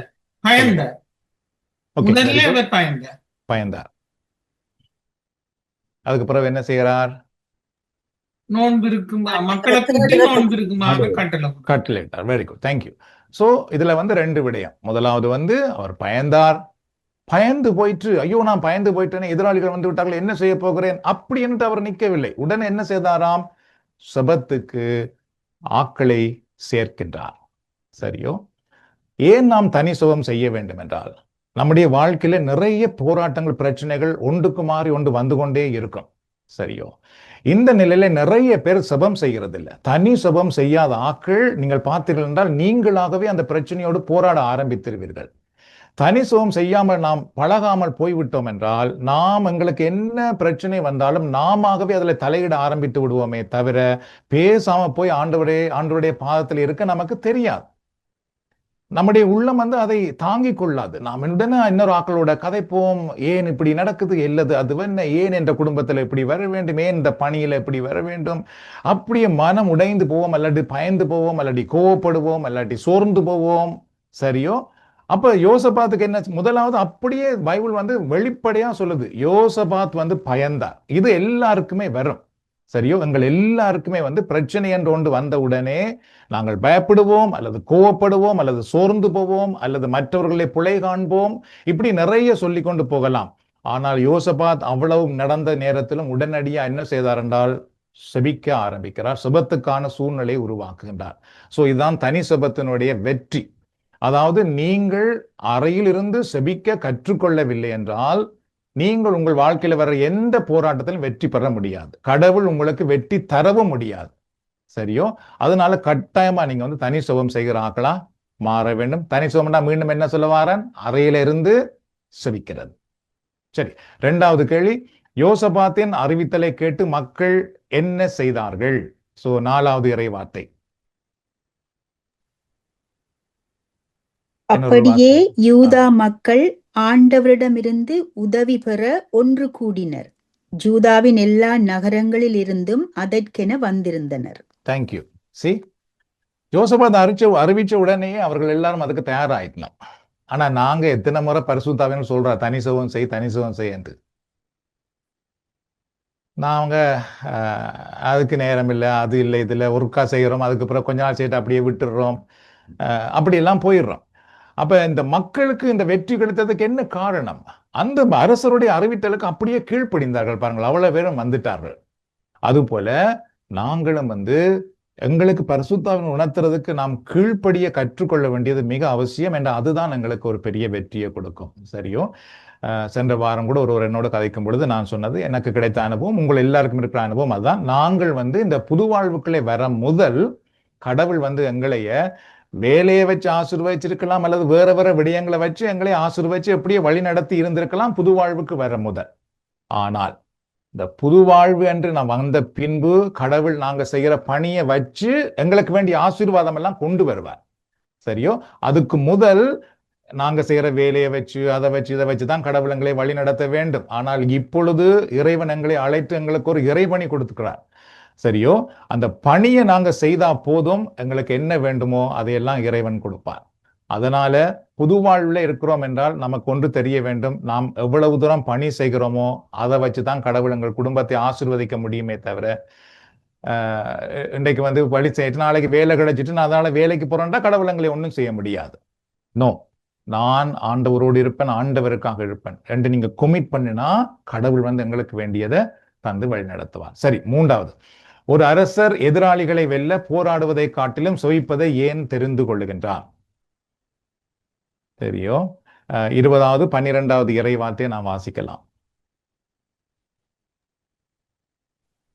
கடவுளே, அவர்களுக்கு நீதி வழங்க மாட்டீரோ? எங்களுக்கு எதிராக வருகிற இப்பெரும் படையை எதிர்த்து நிற்க எங்களுக்கு வலிமை இல்லை. எங்கள் கண்கள் நோக்கி கொண்டிருக்கின்றன, நாங்கள் செய்ய வேண்டியது வேறு எதுவும் என தெரியவில்லை என்று மன்றாடினார். Very good, very nice. சரியோ? சோ ஒரு அரசர் வந்து எதிராளிகளை வெல்ல, நார்மலா அரசர் வந்து டக்குன்னு போருக்கு உடனே ஆக்களை ஆயத்தப்படுத்துவார். ஆனா இந்த அரசர் யோசபாத் என்ன செய்தாராம்? செபத்துக்கு ஆக்களை ஆயத்தப்படுத்தி இருக்கிறார். சோ அப்ப அவர் செபத்தை தெரிந்து கொள்வதற்கு என்ன காரணம்? ஏன் செபத்தை தெரிந்து கொண்டார் அப்படின்னு நீங்க பார்த்தீர்கள் என்றால், யோசபாத்துக்கு தெரிகிறது, இந்த போராட்டத்தை நான் போராடினா நான் தோற்று போயிடுவேன். இந்த போராட்டம் இறைவனாலாம் வெற்றி கொடுக்க முடியும். அதனால அந்த அழகாக அந்த சுபத்திலே அந்த அவர் வாசிக்க நாம் கேட்டோம், ஆண்டவரை எங்களால என்ன செய்வதென்றே எங்களுக்கு தெரியவில்லை, நீர்தான் எங்களுக்கு உதவி. சரியோ? சோ இது வந்து யாரால் சொல்ல முடியும், யாரால் செய்ய முடியும் என்றால், நான் ஏற்கனவே சொன்னது போல செபிக்கிறவர்களால் மட்டும்தான் உடனடியாக இறைவனுடைய உதவியை தேடி நாடி நிற்க முடியுமே தவிர மற்றவர்கள் உடனடியாக தங்களுடைய வாயை பயன்படுத்துவார்கள், தங்களுடைய செயலை பயன்படுத்துவார்கள், தங்களுடைய அறிவை பயன்படுத்துவார்கள். அவர்கள் ஒரு விஷயத்தை ஆண்டவரிடத்துல போய் என்று கேட்பதுக்கு பதிலாக படப்படன்னு வாயால கதைக்க ஆரம்பிச்சிருவோம், அல்லது பிரச்சனைப்பட ஆரம்பிச்சிருவோம். அது குடும்பமா இருந்தாலும் சரி, பணியா இருந்தாலும் சரி. ஆனா யோசபாத் வந்து ஒரு அரசர், அவருடனே போர்க்கருவிகளை ஆயத்தப்படுத்தி இருக்க வேண்டும். ஆனால் அது அவர் அங்கு போகவில்லை, அவர் கடவுளிடத்திலே வந்தார். என்று அவருக்கு தெரிந்தது, இதிலே நான் போராடினால் தோற்று போயிடுவேன், அதனால நான் கடவுளை போராட விட வேண்டும். அப்படி என்றால் சுபம் தான் தேவை. ஓகே, 4வது, செபிக்கும் முன் யோசபாத் அரசர் என் எதிராளிகள் ஒன்றும் செய்ய முடியாது என்ற நம்பிக்கை இருந்ததா அல்லது பயம் இருந்ததா? சோ அது நாங்க ஏற்கனவே பார்த்திருந்தோம். அவர் என்ன செய்தாராம்? பயந்தார். சோ அந்த கேள்வியை தான் நீங்க ஒருக்கா வாசிக்கணும். ஒரு ஆள் வாசிங்கோ.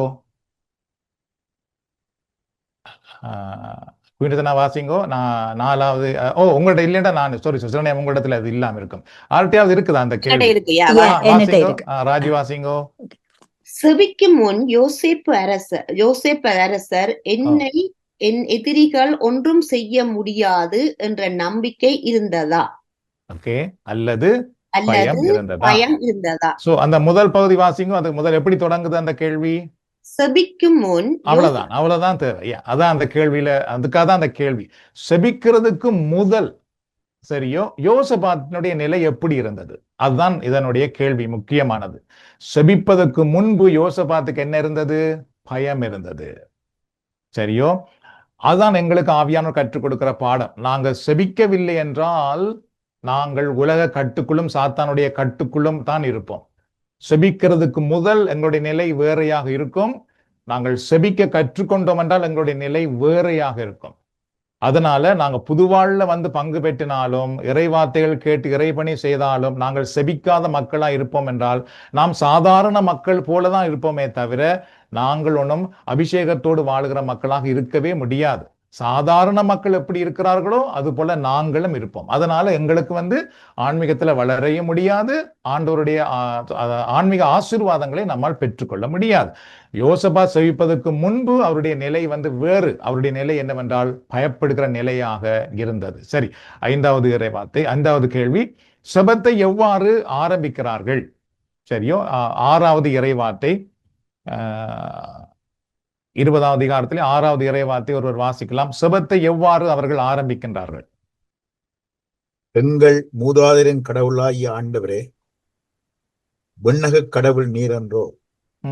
நீரே நாடுகளின் அரசுகள் அனைத்தையும் ஆள்பவர். நீரே வலிமையும் ஆற்றலும் வாய்ந்தவர். உம்மை எதிர்த்து நிற்க யாராலும் முடியாது. என்ன சுபம் இது? சரியோ, அப்ப எப்படி சுபம் ஆரம்பிக்கப்படுகிறது? யாராவது சொல்ல முடியுமா? ஆண்டவரை புகழ்ந்து ஆரம்பிக்கப்படுது. Very good, thank you. Very nice. See, புகழ்ச்சி என்றால் என்ன? அப்படியே இதுல இருக்குது. கடவுளை பற்றி சொல்றது, அவ்வளவுதான் புகழ்ச்சி. ஆண்டவரே, நீர் இப்படிப்பட்டவர், ஆண்டவரே உம்மை நான் போற்றுகிறேன். அப்ப யோசபாத் வந்து எப்படி புகழ்ற? நீர் மூதாதையர்களுக்கெல்லாம் இப்படி எல்லாம் நீ சொல்லி இருக்கிறீர் ஆண்டவரே, அதுக்காக நான் உம்மை போற்றுகிறேன். நீர் மூதாதையர்களுக்கெல்லாம் இப்படி எல்லாம் சொல்லி இருக்கிறீர், அதனாலே எனக்கும் அதை நீர் வந்து செய்யும், அதை செய்வீர், உம்மை நான் போற்றுகிறேன். சரி, அப்ப கடவுள் என்ன கூறியிருக்கிறாரோ அதான் புகழ்ச்சி. கடவுளை பற்றி சொல்லுவது புகழ்ச்சி. அப்ப யோசபாத் வந்து அதை தான் செய்தார். அப்ப செபம் எவ்வாறு ஆரம்பிக்கிறது? புகழ்ச்சியோடு ஆரம்பிக்கப்படுகின்றது. அதுபோல எங்களுடைய செபம் வந்து, தனி செபம் வந்து, ஆரம்ப ஜெபம் நாம் செய்தாலும் புகழ்ச்சி ஜெபம் வந்து சரியான முக்கியமான ஒன்று. நீங்கள் எவ்வளவு தூரம் புகழ்ச்சி ஜெபம் செய்ய கற்றுக்கொள்ளுகிறீர்களோ, நான் உங்களுக்கு சொல்லுகிறேன், அவ்வளவு தூரம் உங்களுக்குள்ள ஆவிக்குரிய வல்லமை அதிகமாக வரும். சரியோ, அந்த புகழ்ச்சி ஜெபம் என்றது சரியான கடவுளை பற்றி சொல்றது. ஆண்டவரே, நீர் வல்லவர், நீர் நல்லவர், என்னை விடுவிப்பவர், குணமாக்குவர், ஆசீர்வதிப்பவர், தலை நிமிரும்படி செய்கிறவர், என்னை கீழாக்காமல் மேலாக்குகிறவர். சரியோ, அந்த செபம் வந்து நீங்கள் பார்த்திருந்தால் ஆண்டவரை பற்றி அறிக்கை செய்கிறீர்கள். அந்த அறிக்கைக்கு முன்பாக இருளின் வல்லமை நிற்க முடியாது. சரியோ, அது விலகி போயிடும். ஏன்னா நீங்க ஆண்டவரை பற்றி சொல்லுகிறீர்கள். இப்போ உதாரணமா வந்து உங்களோட வீட்டை ஒரு கள்ளன் வாரான், ஐயோ கள்ளன் அப்படி என்று நீங்க கத்துறதுக்கு கத்தலாம். அதே நேரத்துல அப்பா அல்லது அண்ணா அல்லது அம்மா கெரியா ஓடி வாங்கோ அப்படி என்று சொல்றதும் இருக்கு. நீங்க அப்படி சொன்ன உடனே அந்த கள்ளன் என்ன பறந்துருவான். ஏன்னா அவனுக்கு தெரியும் உள்ள வந்து ஆக்கள் நிக்கணும். நீங்க இதே கள்ளன் கள்ளன் அவன் சொல்ல நினைப்பான், இவை பயந்து போய் நிக்கணும், இவையில போய் என்னவும் செய்திடலாம். அதனால புகழ்ச்சி ஜெபம்ன்றது கடவுளை நாம் அழைக்கிறோம், கடவுளை பற்றி சொல்லுகிறோம். அப்படி சொன்ன உடனே நீங்கள் பார்த்திருந்தால் பரலோக வல்லமை நம்மேல் இறங்கி வரும். சரியோ, அதனால நீங்க எவ்வளவு தூரம் புகழ்ச்சி செய்ய கற்றுக்கொள்ளுகிறீர்களோ அதுதான் உங்களுக்கு ஆன்மீக பலம். சரியோ, அந்த அபிஷேகம் உங்களுக்குள்ள வரும். அந்த புகழ்ச்சி ஜெபம் என்றது நான் ஏற்கனவே நிறைய சொல்லி தந்திருக்கேன். சும்மா அப்படியே வாயில வாரதெல்லாம் சொல்றதல்ல, உள் உணர்வோடு அப்படியே உள்ளம் உடைந்து நாம் ஆண்டவரை புகழ்வது. ஓகே, சோ புகழ்ச்சி ஜெபத்தோடு ஆரம்பிக்கலாம், அல்லது ஆரம்ப ஜெபம் சொன்ன பின்பு புகழ்ச்சி ஜெபம் என்பது மிக மிக முக்கியமான ஒன்று தனி செபத்திலே. 6வது, செபிக்கும் போது யாகேசியலுக்கு என்ன நடந்தது? 14வது இறைவார்த்தை. வேறொரு வாசிங்கோ, 14. அவ்வேளையில் அச்சபை நடுவில் இருந்த யாகசியேலின் மேல் ஆண்டவரின் ஆவி இறங்கியது.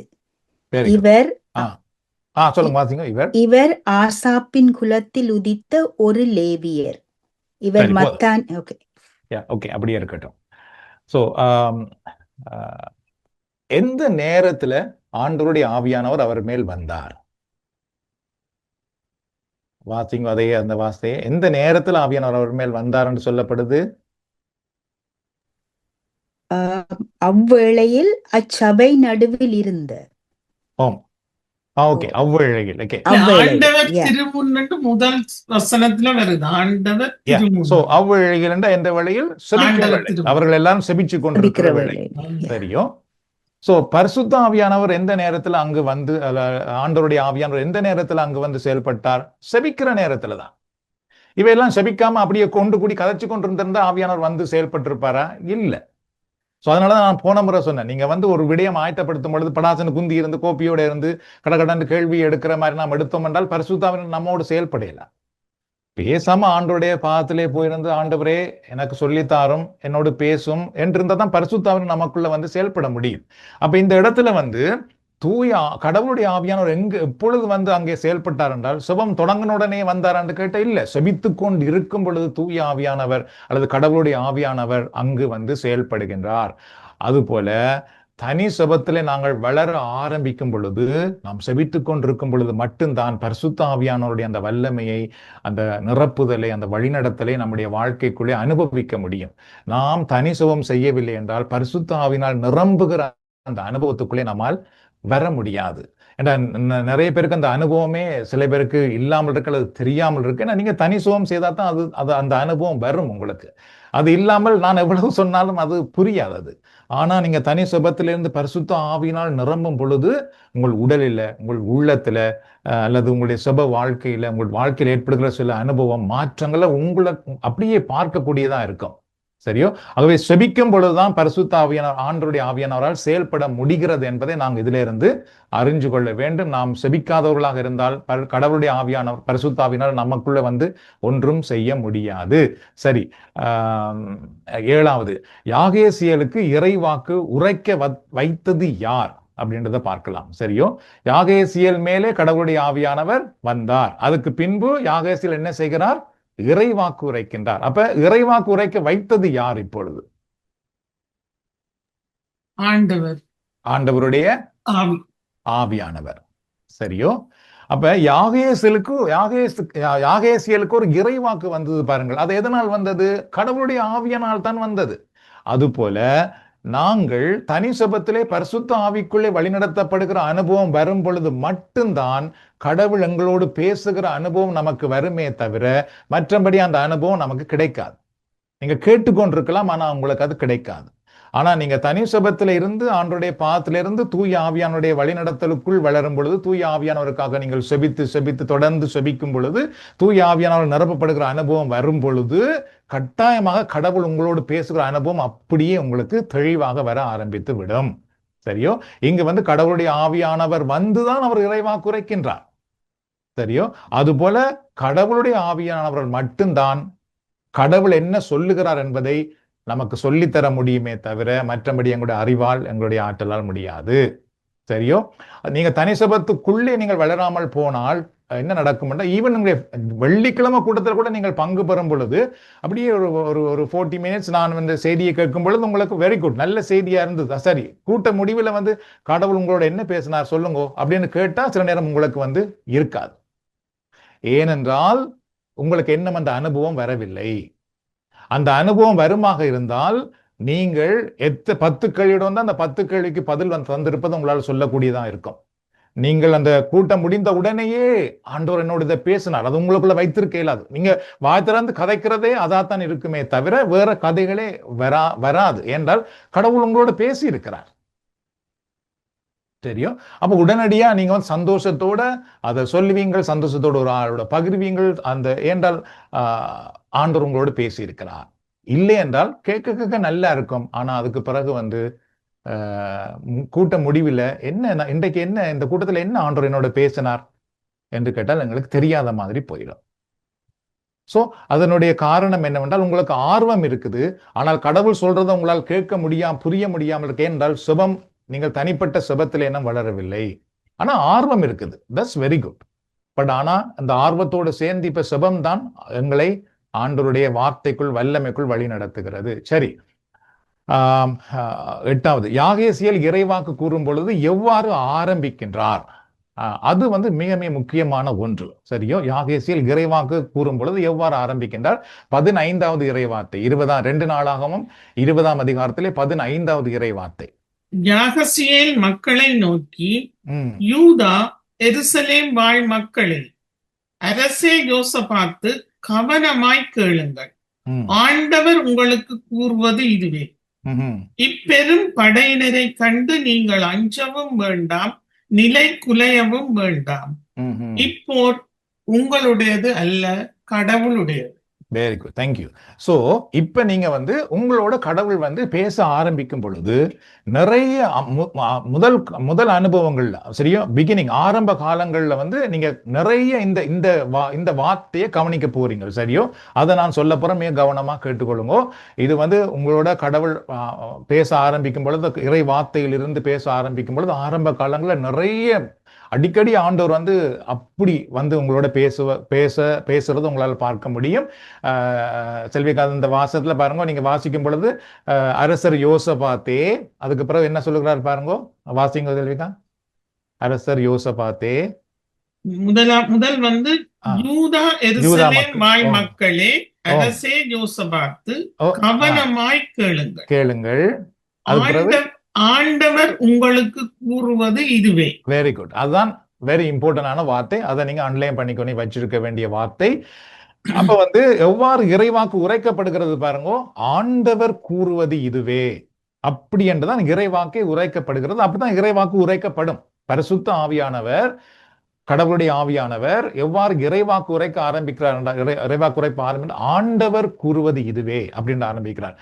ஸோ நீங்க நிறைய முறை தனிசுவம் செய்ய ஆரம்பிச்சுட்டு இறைவார்த்தையை திறந்து வாசிக்கும் பொழுது இது போன்ற ஆண்டவர் கூறுகின்றார் அப்படின்னுட்டு இறைவார்த்தை வருவதை உங்களால் நிறைய முறை பார்க்கக்கூடியதாக இருக்கும். ஆண்டவர் கூறுகின்றார், ஆண்டவர் உரைக்கின்றார் அப்படின்ட்டு தொடக்கத்துல வந்து அதுக்கு பிறகு இறை வசனங்கள் வரும்.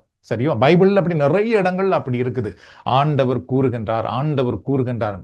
ஸோ அதெல்லாமே கடவுள் எங்களுக்கு கூறுகிறார்.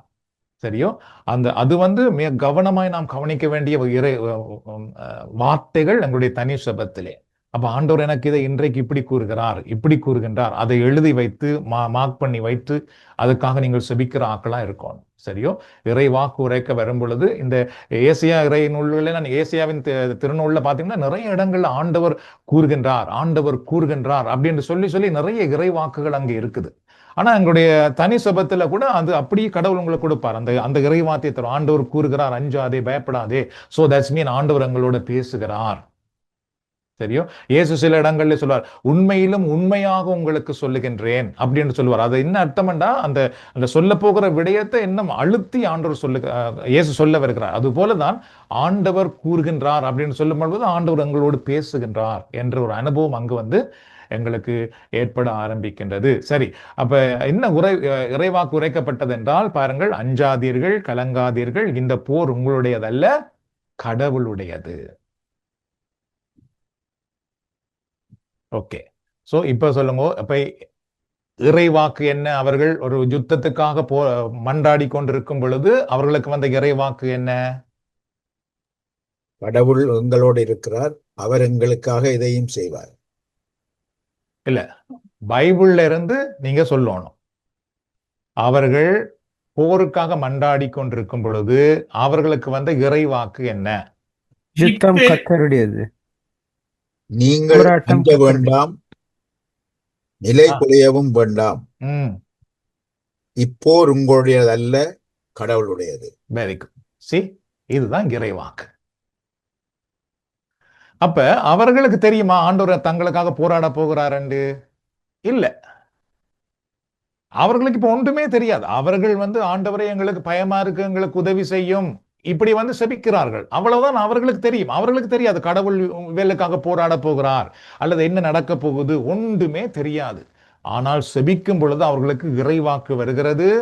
அஞ்சாதீர்கள், நிலை குலையாதீர்கள், இந்த போர் உங்களுடையதல்ல, அது கடவுளுடையது. இதுதான் இறைவாக்கு. இதுதான் கடவுள் எங்களோட பேசுறது. கடவுள் வந்து தனிப்பட்ட விதத்துல எங்களோடு பேசுவார். பயப்படாத, நான் உனக்கு இதை செய்ய போகிறேன், நான் இதை உருவாக்க போகிறேன், நான் முன்னே போக போகிறேன், அல்லது இந்த பிரச்சனைக்கு நான் வந்து இப்படி ஒரு தீர்வு கொண்டு வர போகின்றேன். சோ அவர்களுக்கு என்ன சொல்லப்பட்டது என்றால், பயப்படாதீர்கள், இது உங்களுடைய போர் அல்ல, இது என்னுடைய போர். இதுதான் இறைவாக்கு. அப்ப இந்த இறைவாக்கு அவர்களுக்கு வந்து கிடைக்குது. சரி, அப்ப இந்த இறைவாக்கு சொல்லப்படும் பொழுது கடவுள் என்ன செய்ய போகிறார், மக்கள் என்ன செய்ய வேண்டும் என்று சொல்லப்படுகிறது. அப்படியே பாசிங்கோ ஒரு ஆள், அதாவது 16, 17 இறைவார்த்தைகள். நீங்கள் அவர்களுக்கு எதிராக நாளை படையெடுத்து செல்லுங்கள். அவர்கள் சீஸ் மலைச்சரிவின் வழியாக வருவார்கள். நீங்கள் போய் எருசலேம் பாலை நிலத்திற்கு எதிரேயுள்ள பள்ளத்தாக்கின் எல்லையில் அவர்களை சந்திப்பீர்கள். Okay, good. அங்கே நீங்கள் போரிட வேண்டியதில்லை, அணிவகுத்து நின்றாலே போதும். யூதாவே, எருசலேமே, உங்கள் சார்பாக ஆண்டவர் கொள்ளும் வெற்றியை காண்பீர்கள். எனவே அஞ்சாமலும் நிலை குலையாமலும் இருங்கள். நாளை அவர்களை நோக்கி செல்லுங்கள், ஆண்டவர் உங்களோடு இருப்பார் என்றார். Very good, very good. Okay, so அப்ப இப்ப வந்து மக்களுக்கு அவர்கள் என்ன செய்ய வேண்டும் என்று சொல்லப்பட்டது? கடவுளுடைய வேலை சொல்லியாச்சு, நான் உங்களுக்காக போராட போகிறேன் ஆண்டவர் சொல்லிட்டார். அவர்கள் என்ன செய்ய வேண்டும் என்று சொல்லப்பட்டது? போராட வேண்டாம், அணிவகுத்து நில்லுங்கள், ஆயத்த நிலையில நில்லுங்கள். வெரி குட், அணிவகுத்து நில்லுங்கள், பயப்படாதீர்கள். சரியோ? அப்ப அவர்கள் என்ன செய்ய வேண்டும் என்று சொல்லப்பட்டதா? சொல்லப்பட்டது. அப்ப நாம் தனித்துவம் செய்யும் பொழுது கடவுள் எங்களுக்கு என்ன செய்ய வேண்டும் என்று சொல்லுவாரா? கட்டாயமா சொல்லுவார். என்ன செய்ய வேண்டும் என்று சொல்லுவார். அது இறைவார்த்தையில் என்று சொல்லுவார். ஆரம்பத்துல அந்த இறைவார்த்தையை நீங்கள் வாசிக்கும் பொழுது அவர் சொல்லுவார், நீ மௌனமா இரு, பொறுமையா இரு, கொஞ்சம் கூட ஜெபம் பண்ணு, கலங்கி விடாதே, அல்லது செபத்தை கூட்டு, செபத்துல மட்டும் இரு, அப்படி சொல்லுவார். அதை சொன்னோன்னு நாங்க வந்து அதை அப்படியே செய்தா போதும், நாங்க வந்து ஆண்டவருடைய பிரசன்னத்துக்குள்ள இருப்போம். சரி, இப்ப நான் வந்து செபிக்கவில்லை, அப்ப நான் என்ன செய்வேன்? என்னவோ நான் நினைக்கிறத செய்திருவேன். சரியோ? இப்ப எங்க வீட்டுல ஒரு பிரச்சனையா இருக்குது. பிரச்சனை நான் என்ன செய்யணும்? செபிக்கிற ஆள் என்ன செய்யணும்? முதல்ல ஆண்டவருடைய பாதத்துல போய் காத்திருக்கணும். அப்ப கடவுள் வந்து என்ன சொல்றாருன்னு கேட்க எனக்கு தெரியணும். அப்ப நான் செபிக்காத ஒரு ஆளா இருந்தா கடவுள் செபிக்கா போவேனா? செபிக்க போக மாட்டேன். செபிக்கிறதுல வளராத ஆளா இருந்தா கடவுள் சொல்றது என்ன கேட்க தெரியுமா? கேட்கவும் தெரியாது. அப்ப நான் என்ன செய்ய போறேன்? என்ற வீட்டுல வர பிரச்சனைக்கு நானாகவே செயல்பட ஆரம்பிக்க போகிறேன். அப்ப கடவுள் எப்படி என் குடும்பத்துக்குள்ள வந்து செயல்பட முடியும்? நான் கூட்டத்துக்கு வரேன், இறைவார்த்தையை கேட்கிறேன், பணியும் செய்கிறேன். ஆனா கடவுள் என் குடும்பத்துக்குள்ள செயல்பட முடியுமா? இல்ல. ஏனென்றால் நான் தனி சுபம் செய்கிறவர் அல்ல. கடவுள் சொல்றத கேட்கிற அனுபவத்துக்குள்ள என்ன நான் வரையல. சரி, இப்ப வந்து இங்க என்ன சொல்லப்பட்டது என்றால், நீங்கள் இப்படி செய்யுங்கள் அப்படி என்று அவர்களுக்கு சொல்லப்பட்டது போலதான் நாங்கள் தனி சபத்துல வரும் பொழுது, இப்ப வீட்டுல ஒரு பிரச்சனையா நாங்க செவிக்கும் பொழுது கடவுள் சொல்றார், செவிக்க போனோடனே ஆண்டவர் சொல்றார், நீ வந்து இந்த விஷயத்துல ஒன்றும் கதைக்காத, பொறுமையா இரு, அமைதியா இரு அப்படின்னு சொன்னா நாங்க என்ன செய்யணும்? பொறுமையா அமைதியா இருக்கணும். அப்ப எங்களுக்கு மேல இன்னும் குற்றச்சாட்டு வருதா, பிரச்சனை வருதா? ஆம். ஆனா நாங்க எப்படி செய்யணும்? பொறுமையா அமைதியா இருக்கணும். இப்போ எனக்கு எங்களோட கூட்டத்துல ஒரு பிரச்சனை வந்தது. அப்ப நான் போய் ஆண்டோட பாத்துல இருந்தேன். அப்ப எனக்கு ஆண்டு வந்த இறைவார்த்தை, இயேசுவோ பேசாமல் இருந்தார். இப்ப நான் வந்து ஜெபிக்கிற ஆண்டவரே, அப்ப ஆண்டு சொன்னார், நீ பேசாம இரு, அவ்வளவுதான். ஆனா அன்றைக்கு என் மேல எவ்வளவு பிரச்சனை சொன்னார்கள், எவ்வளவு குற்றச்சாட்டு வைத்தார்கள், செய்யாததெல்லாம் செய்தது என்று சொன்னார்கள். ஆனா இயேசுவோ பேசாமல் இருந்தார். அதுதான் நான் பற்றி பிடிக்கணும். சொல்றதெல்லாம் சொல்லுங்க, என்னத்தையாவது சொல்லுங்க. சாரி என்ன, அதுக்கு நான் சரி, என்னை மன்னிச்சு கொள்ளுங்க. பட் ஆண்டவருடைய நேரம் வரும் பொழுது கடவுள் வந்து உயர்த்தி காட்டுவார். இப்ப நான் செபிக்காத ஒரு ஆளா இருந்தா என்ன செய்திருப்பேன்? அவர்கள் சொல்றதுக்கெல்லாம் நான் வந்து ஆதாரம் சொல்லி கொண்டு, அல்லது சண்டை பிடித்து கொண்டு, அல்லது என்னத்தையாவது செய்து கொண்டிருந்திருப்பேன். அப்படி செய்யும் பொழுது என்ன உண்டாகும்? என் வாயிலே ஆண்டவர் வைத்த அபிஷேகம் இல்லாமல் போயிடும். சரியோ? ஏன்டா நான் இந்த வாயை இப்ப நான் தேவையில்லாத விஷயத்துக்கு பயன்படுத்துறேன். அதனால நான் ஆண்டவர் சொல்றதை கேட்கும் பொழுது இவள் எவ்வளவு குறை சொன்னாலும் அந்த அபிஷேகத்தை நான் காத்து கொண்டால் போதும், நான் இறைவார்த்தையை போதிக்கும் பொழுது அவர்கள் மனம் திரும்புவார்கள். ஏன்னா அதுல அந்த அபிஷேகம் இருக்கும். எனிவே, சோ அதனால மக்கள் என்ன செய்யணும் சொல்லப்பட்டது. ஆம், மக்கள் என்ன செய்யணும் சொல்லப்பட்டது. கடவுள் என்ன செய்ய போகிறார் என்றும் சொல்லப்பட்டது. அதுபோல் நாங்கள் தனி சபத்தில் செபிக்கும் பொழுது கடவுள் எங்களுக்கு என்ன செய்ய போகிறார் என்றும் சொல்லப்படும். நாங்கள் என்ன செய்ய வேண்டும் என்றும் எங்களுக்கு சொல்லப்படும். அதை நாம் கவனமாய் கேட்க அறிந்து கொள்ளுகிற அனுபவம் நமக்கு வர வேண்டும். சரி, 11வது கேள்வி, எதிராளிகளை வெல்வதற்கு கூறப்பட்ட இறைவாக்கு ஏற்றுக்கொள்ளக்கூடிய இறைவாக்க தோன்றுகிறதா அல்லது ஆமா இல்லையா? நான் சொல்லலாமோ? ஓ, கட்டாயம். உண்மையில நடைமுறை வாழ்க்கை என்று எடுத்துக்கொண்டா இந்த இப்படி ஒரு ஆள் எங்களுக்கு சொல்றாரு என்று சொன்னா எங்களால அதை ஏற்றுக்கொள்ள இயலாது. ஏன்னா அது நடைமுறைக்கு எதிரான சாத்தியப்படாத ஒரு விஷயமா இருந்தது. Very good. சரியோ? ஆனா செபிக்கிறவர்களால ஏற்றுக்கொள்ள முடியும். பாத்தீங்களா? அப்ப ஏன் நான் செபிக்கும்படி சொல்றேன்? இதுக்காகத்தான் செபிக்கும்படி சொல்றேன். நாங்கள் செபிக்காத ஆக்களா இருந்தா கடவுள் எங்களுக்கு என்ன சொன்னாலும் நாங்க நடைமுறை அடிப்படையில தான் பார்ப்போமே தவிர ஆவிக்குரிய அடிப்படையில நாம் பார்க்கவே மாட்டோம். நமக்கு பார்க்க தெரியாது. அதனால நாம் என்ன செய்ய முடியாது, நோ இதெல்லாம் சரி வராது, இது இப்படி எல்லாம் இருக்கலாது அப்படின்னு நாம் சொல்லுவோமே தவிர ஆவிக்குரிய பிரகாரமாக நாம் பார்க்க மாட்டோம். ஆனால் நாம் செபிக்கிறவர்களாக இருந்தால் இதுதான் சரியான முறை, இப்படித்தான் நான் இருக்க வேண்டும் என்று எங்களால் ஏற்றுக்கொள்ள முடியும். சரியோ? அப்ப இவர் ஒரு பெரிய அரசர், கட்டாயமா போர் வீரர்களை ஆயத்தப்படுத்திருக்க வேண்டும், போர் ஆயுதங்களை ஆயத்தப்படுத்திருக்க. கடவுள் நீ போர் வீரர்களை ஆயத்தப்படுத்து, போர் ஆயுதங்களை ஆயத்தப்படுத்து அப்படி என்று சொல்லி இருந்தால் அவர்கள் என்ன உற்சாகப்பட்டிருப்பார்கள். ஆனால் கடவுள் என்ன சொல்றாருண்டா, நீங்க போய் கையில ஒன்றுமே கொண்டு போக கூடாது, நீங்கள் பாடல் பாட வேண்டும், அதுக்கு பிறகு என்ன செய்யணுமா, அணிவகுத்து நிக்க வேண்டும். அதுக்கு பிறகு ஒன்று சொல்றார், நீங்க ஒன்றும் செய்யக்கூடாது. சி ஒன்றும் செய்யாம அணிவகுத்து நிக்கணும், அவ்வளவுதான், ஒன்றும் செய்யக்கூடாது. அதே நேரத்துல நீங்கள் அஞ்சாதீர்கள், நிலை குலையாதீர்கள். ஏன் அப்படி சொல்லப்படுது? ஆண்டவருக்கு தெரியும், அவர்களுக்குள்ள தங்களை அறியாமல் ஒரு பயம் ஒன்று வரும், நிலை குலையக்கூடிய ஒரு சூழல் ஒன்று வரும். அப்ப கடவுள் ஆல்ரெடி சொல்லுகிறார், பயப்படாதீங்க, நீங்க பெரிய போரோடு போராட போகிறீர்கள், அங்கு போராளிகள் நிற்கிறார்கள், சரியோ, ராணுவம் நிற்கிறது, ஆயுதங்களோடு நிற்கிறார்கள். நீங்கள் கையில ஒன்றுமே இல்லாம கடவுளே கடவுளே என்று அதுல போய் நிக்கிறேன்னு சொன்னா அது எப்படி நிக்கிறது? அப்போ உங்களுக்கு பயம் வரும், அஞ்சுவதற்குரிய சூழல் வரும். ஆனாலும் பயப்படாதீர்கள், நிலை குலையாதீர்கள். இதை யாரால் செய்ய முடியும் என்றால் செபிக்கிறவர்களால் மட்டும்தான் செய்ய முடியும். Anyway, okay. 12வது, இறைவாக்கை கேட்ட பின் யோசபாத்தின் மனநிலையில் மாற்றம் ஏற்பட்டதா? சரியோ? 20வது அதிகாரத்திலே 18வது இறைவார்த்தை ஒரு வாசிப்போம். இதை கேட்டவுடன் யோசேபாத்தும் அவருடன் யூதா எருசலேம் வாழ் மக்கள் யாவரும் முகங்குப்புற தரையில் விழுந்து ஆண்டவரை வணங்கினர். தேங்க்யூ. எதை கேட்ட பின்பு? இறைவாக்கை கேட்ட பின்பு. இறைவாக்கை கேட்ட உடனே அங்கு அவர்களுக்குள்ள ஒரு மாற்றம் வந்தது. பாருங்க, என்ன மாற்றம்? அப்படியே தரையில விழுந்து இறைவனை வணங்கினார்கள். அவர்களுக்குள்ளே ஒரு தைரியம், ஒரு உற்சாகம் இப்பொழுது வந்துட்டு.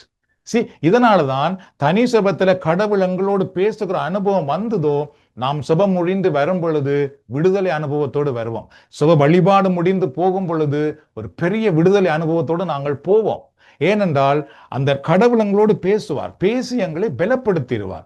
அந்த கடவுள் பேசினார் என்ற அனுபவம் அவர்களுக்கு வந்தது. வந்த உடனே அப்படியே கடவுளை விழுந்து வணங்கினார்கள், கடவுளுக்கு தங்களை அர்ப்பணித்து தைரியம் பெற்றார்கள். சோ நாம் தனி சுபம் செய்ய பழகினால் மட்டும்தான் இந்த அனுபவத்துக்குள்ளே வருவோமே தவிர மற்றபடி நாங்கள் பிரச்சனைகளோடையே இருப்போம். அந்த பிரச்சனைகளை வெற்றி கொள்ள நமக்கு தெரியாது. நாம் பிரச்சனைகளுக்கு மேல் பிரச்சனைகளை வளர்ப்போம், ஆனால் விடுதலைக்குள்ளே நம்மால் வர முடியாது. சரி, 13, இறைவாக்கில் கூறப்பட்டது போல மக்கள் செய்தார்களா? சரியோ? செய்தார்களா? ஆம், செய்தார்கள். இஸ் ஈஸி, நாம் ஓமன்னு சொல்றோம். அது போல கடவுள் சொல்றத நாங்கள் செய்யவில்லை என்றால் நான் கேட்ட இறைவார்த்தை நம்முடைய வாழ்க்கையில பலன் கொடுக்குமா? இல்ல. அதுக்காக தான் அந்த கேள்வியை நான் அதுல போட்டிருக்கேன். கேட்க கேட்க நல்லாவே இருக்கும் இறை வார்த்தை. இப்போ ஆல்ரெடி இந்த 1 மணித்தியாலம் ஆயிற்று, 8 மணி ஆயிற்று, 8:01 சரியோ. ஆனா கேட்க நல்லதான் இருக்குது. கடவுள் சொல்றத நாங்க செய்யவில்லை என்றால் அங்கு இவர்கள் வெற்றி பெற்றிருப்பார்களா? இல்ல. அதை செய்தபடியால் தான் வெற்றி பெற்றார்கள். செய்யறதுக்கு என்ன தேவை என்றால் செபம் தான் தேவை.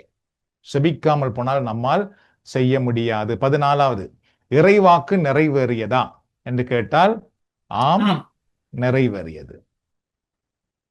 கடவுள் சொல்வது நிறைவேறுமா? கட்டாயமா நிறைவேறும். சரியோ. அது ஒரு நாள்ல நிறைவேறலாம், அல்லது காலம் தாமதத்து நிறைவேறலாம். நாங்கள் தனி செபத்திலே போயிருந்து ஆண்டவரே என்னோடு பேசும், என்னை வழி நடத்தும் என்று நாங்கள் செபிக்க பழகி செபிக்கிறவர்களாக வந்தால் கட்டாயமாக எங்களுடைய செபங்களுக்கு ஆண்டவர் பதில் கொடுத்து கொண்டிருப்பார்.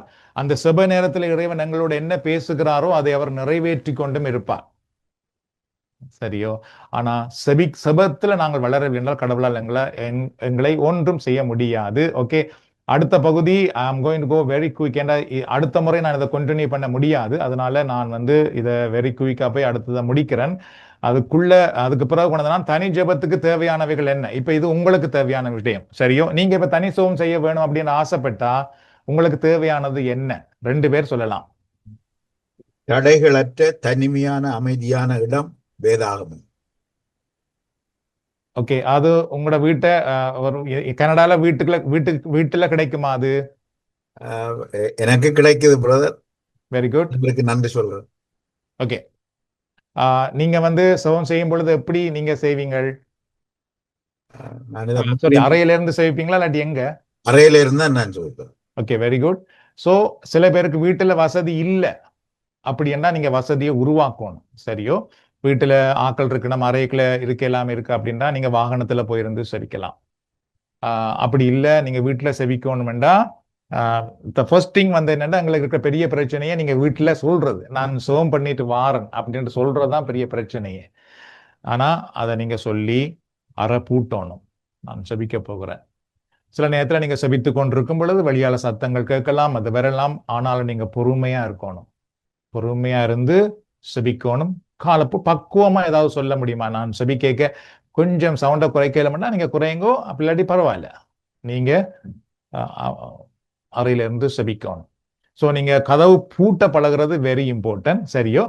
இப்ப சில வீடுகள்ல லொக் இல்லை கதவுகளுக்கு, ஏன்னா ரூம் கதவுகளுக்கெல்லாம் லொக் இல்லை. அதனால நீங்க கட்டாயமா ஒரு லொக் கொண்டு வைக்கலாம், இல்லாட்டி துறக்க இயலாத மாதிரி வைக்கணும். இல்லை நீங்க சோம் பண்ணி கொண்டு இருக்கும் பொழுது 6வது துறந்து வந்துருணுமோ ஒன்று நினைச்சு கொண்டு இருந்தா நீங்க ஒன்றிக்க இயலாது. ஸோ அதனால யூ மஸ்ட் புட் லொக். நீங்க லொக் போடணும். ஆரம்பத்துல முந்தி நாங்க இப்ப கனடாவுக்கு வந்த காலத்துல நாங்க எல்லாம் அப்பார்ட்மெண்ட்லாம் இருக்கிறோம். அப்பார்ட்மெண்ட்ல இருக்கிற டோர்களுக்கெல்லாம் லொக்குகள் இருக்காது. எங்களுக்கு ஒரு கடையில போய் லொக்கு வேண்டி கொண்டு பூட்டுற அளவுக்கு இருக்கா. ஏன்னா அப்பார்ட்மெண்ட் டோர் எல்லாம் இரும்பு கதவுகள் அதிகமா. அப்ப நாங்க லொக் பூட்டே இல்லாத. அப்ப நான் தம்பி எல்லாமே நாங்க பிரிண்ட்ல போய் லெமினேட் பண்ணி இது செப நேரம் அப்படின்ட்டு பெருசா எழுதி லெமினேட் பண்ணி ஓட்டை போட்டு கயிறு கட்டி வச்சிருந்தது. அதை நாங்க அறையில முன்னுக்கு அதுல கொழுவி விடுறது, கதவு கைப்பிடியில கொழுவிட்டு நாங்க உள்ள இருப்போம். ஸோ அப்படின்னா அதுல இது செப நேரம் எழுதிட்டபடி ஒருத்தரும் திறக்க மாட்டேன். ஸோ அப்ப எங்களுக்கு தெரியும் ஒருத்தரும் வர மாட்டேன். ஏண்டா 6வது வருவனம்னா நாங்க எப்படி வாய் திறந்து செபிச்சு கொண்டிருக்க 6 வந்துருவனம் ஒரு பயமா ஒரு வெக்க மாதிரி இருக்கும். Anyway okay. ஸோ செபத்துக்கு கட்டாயமாக ஒரு இடம் வேணும். அதே நேரத்துல இறை வார்த்தை இருக்க வேண்டும். நீங்கள் இதை ஒரு இறை பணியாக செய்யணும். உங்களிடத்திலே மற்றது என்ன இருக்கணும்? ஒரு குறிப்பு புத்தகம் கட்டாயமா இருக்கணும். சரியோ. அதுல உங்களோட விண்ணப்பங்கள் எழுதி வைத்திருக்கணும், அல்லது கடவுள் பேசுவதை அதுல எழுதி வைக்க உங்களுக்கு தெரிய வேண்டும். சரி, தனி செபத்தை எவ்வாறு ஆரம்பிக்கலாம்? புகழ்ச்சியோட ஆரம்பிக்கலாம். ஓகே, வேற? பரிசுத்த ஆவியின் பாடலோட ஆரம்பிக்கலாம். ஓகே, வேற? நன்றி. ஓகே, பாவ மன்னிப்பு. ஓகே, யா, பாவ மன்னிப்பு. எப்படியும் நீங்க தனி செபத்தை ஆரம்பிக்கலாம். ஆனா தனி செபத்துல கட்டாயமா இருக்க வேண்டியது புகழ்ச்சி இருக்க வேணும், விண்ணப்ப சுகம் இருக்க வேண்டும். ஆண்டவரே என்னை அபிஷேகம் பண்ணும், உம்முடைய பாதத்தில் இருக்கிற என்னை நிரப்பும், ஆண்டவரே தூய ஆவியினால் என்னை ஆட்கொள்ளும் என்கிற அந்த பாரமான சபம் கட்டாயமா இருக்க வேண்டும். சரி, இப்ப மூன்றாவது வெரி இம்பார்ட்டன்ட், உங்களுடைய எதிராளி யார்? இப்ப யோசபாத்துக்கு எதிராளிகள் எதிர்த்து வந்தனன் தானே, அது போல எங்களுடைய எதிராளி யார்? சத்துரு. பல வழிகள்ல சத்துரு தான் எங்களுக்கு எதிரா. Very good. எனக்கு எங்களுடைய எதிராளி வந்து எங்கட புருஷன் பஞ்சாதி இல்ல, சரியோ? எங்கட எதிராளி வந்து சத்துரு தான். சத்துரு அவர்களை சில நேரம் பயன்படுத்தலாம், அல்லது வந்து எத்தனை விதத்திலும் செயல்படலாம். நாங்க ஒரு நாளும் அவர்களை எதிராளியா பார்க்க கூடாது, சாத்தானதான் எதிராளியா பார்க்கணும், சரியோ? எங்களுடைய எதிராளி யாரென்றால் சாத்தான். இந்த சாத்தான, நான்காவது கேள்வி, இந்த சாத்தானை மனித சக்தியால் வெல்ல முடியுமா? சரியோ? இல்லை. பதில் வந்து இல்ல, இல்லை. சரியோ? அப்ப அவனை வெல்லுவதற்கு, ஐந்தாவது கேள்வி, அவனை வெல்லுவதற்கு தேவையானது என்ன? செபம். Very good. இரண்டாவது இறை வார்த்தை, வெரி குட். அர்ப்பணிப்பு, தியாகம், ஒருத்தல். நான் அதுல போட்டிருக்கேன் செபம். ஏயா ஓகே, அர்ப்பண தியாகம் எல்லாம் தேவை, பட் வெரி இம்பார்ட்டன்ட் செபம், இறை வார்த்தை, சரியோ? எங்களுக்கு முக்கியம், சரியோ? நீங்க உங்களோட லைஃப்ல வந்து நீங்க எப்ப புது வாழ்வென்று வந்துட்டீங்களோ, நீங்க புது வாழ்வென்றாலே உங்களுக்கு தெரியணும், நீங்க இயேசுவோட இணைஞ்சு வாழ்றதுக்காக வந்திருக்கிறீங்க, சரியோ? நாங்க கேத்தலிக், நாங்க வந்து இயேசுநாதரோட இருக்கையில முதல் இயேசுநாதர் எல்லாம் செய்கிறோம், இயேசுநாதருக்காக தான் செய்கிறோம்னு சொல்லி கொண்டிருந்தோம், பட் ஆனா ரியலா பார்த்தா அப்படி அல்ல. ஆனா இங்க வந்து கிறிஸ்துவோடு நாங்கள் வருகிறோம். கிறிஸ்துவோடு நீங்க நடக்க கால் எடுத்தாலே போதும், தூக்கார் நெச்சாலே போதும், சாத்தான் வந்து உங்களை தடை பண்ண பார்ப்பான், சரியோ? எங்களுடைய எதிராளி யாரென்றால் அலகை. இந்த அலகையை நீங்க வெல்லணும் என்று சொன்னா ஜெபம் தான், சரியோ? அந்த அலகை எப்படியெல்லாம் எங்களை எதிர்த்து செயல்பட ஆரம்பிப்பான் என்றால், நோ, அப்படியே அப்சைட் டவுனா நம்முடைய குடும்பத்தை, நம்முடைய வாழ்க்கையை மாத்துறதுக்கு அவன் போராடுவான். நிறைய பிரச்சனைகள், கஷ்டங்கள், குழப்பங்கள், பிள்ளைகளுடைய வாழ்க்கையில, எங்களுடைய வாழ்க்கையில, உடல்ல, எப்படியாவது எங்களைய பிரச்சனையாக்கி ஆண்டவரிடத்தில் இயேசுனுடைய வழியில இருந்து ஊழியம் செய்யறது எங்களே பிரிச்சிரும், சரியோ? நீங்க நான் ஏற்கனவே சொல்லியிருக்கிறது போல, நீங்கள் ஒரு பாடல் பாடி ஒரு ஆள் உண்மையாகவே தொடப்பட்டார் என்றால் அன்றைக்கு உங்களுக்கு ஒரு பிரச்சனை நிச்சயமா இருக்கும். ஏன்னா சாத்தான் சும்மா விடாது, சரியோ? அப்ப அதுக்கு வந்து எங்களுக்கு வெற்றி அளிப்பது சபம் தான். அப்படி இல்லைன்னா நாங்க மற்றாக்களுக்காக செவிப்போம், எல்லாரும் மற்றாக்கள்லாம் ஆசீர்வதிக்கப்படுவோம், ஆனா எங்களுக்கு வராது அது. ஸோ நான் இந்த ஊழியத்தை ஆரம்பிக்கும் பொழுது நான் கற்றுக்கொண்ட முதலாவது பாடம், ஆனால் அதே நேரத்தில் நானும் தெரிந்து அதுக்காக என்னை ஆயத்தப்படுத்த வேண்டியதாக இருந்தது. நான் பார்க்கும் பொழுது நிறைய இடங்கள்ல ஊழியக்காரர்கள் ஊழியம் செய்யும் பொழுது மக்கள் நிறைய ஆசீர்வதிக்கப்படுகிறார்கள், மற்றவருடைய பிள்ளைகள்லாம் நிறைய ஆசீர்வதிக்கப்படுது. ஆனால் ஊழியம் செய்கிறவருடைய வீட்டுக்குள்ளே ஒரே தரித்திரம், ஒரே பிரச்சனை, ஒரே குழப்பம். ஸோ அது எனக்கு ஒரு பெரிய படிப்பினையா இருந்தது. நோ நோ நோ நோ, ஏன் அப்ப அப்படி நடக்குது? அப்படி இருக்கக்கூடாது ஆண்டவரே. நான் நம்ம ஊழியம் செய்கிறேன் என்றால் முதல் என் வாழ்க்கையில் அதை நான் காணணும். அப்படி என்றால் அதுக்கு தேவையானது என்ன? தேவையானது வந்து சத்ரு நம்மை எதிர்த்து வரும் பொழுது அவனை வெற்றி கொள்வதற்கு நாம் ஜெபிக்கிறவர்களாக, இறை வார்த்தைக்குள் இருக்கிறவர்களாக இருக்க வேண்டும். அப்படி இருக்கும் பொழுது மட்டும்தான் எங்களையும் கடவுள் ஆசீர்வதிப்பார், கேட்கிறவர்களையும் ஆசீர்வதிப்பார்.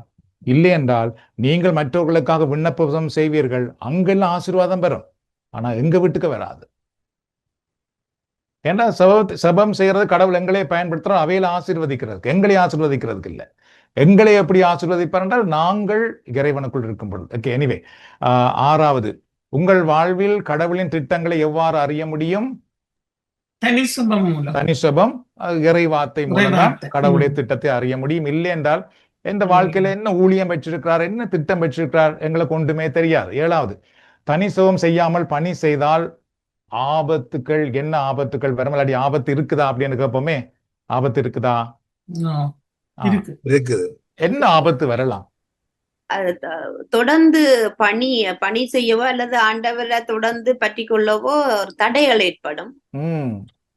மெட்டது நினைக்கிறேன், சாத்தானை வெற்றி கொள்ள முடியாமல் போராடுவோம் நாங்கள். அதாவது உலகவியல் இந்த வாழ்க்கையில இருக்கிறது, குடும்பங்களுக்கு பிரச்சனை வரும். Very good, thank you, very nice. So அதனால வந்து நிறைய பேர் என்ன செய்யறோம்னா ஊழியம் செய்தா பிரச்சனை வரும்னு சொல்றோம். ஊழியம் செய்தா எங்களுக்கு ஆசீர்வாதம் பெறும். ஆனா செபம் செய்யாம ஊழியம் செய்தா பிரச்சனை வரும். ஸோ அதனால நாங்க முதல் வேலை ஊழியத்துல செபம் செய்யறதுக்கான ஆயத்தம் நாங்க செய்யணும், செபத்துல நாங்க வளரணும், அவ்வளவுதான் முதல். அதுக்கு பிறகுதான் எங்களுக்கு ஊழியம். சரியோ?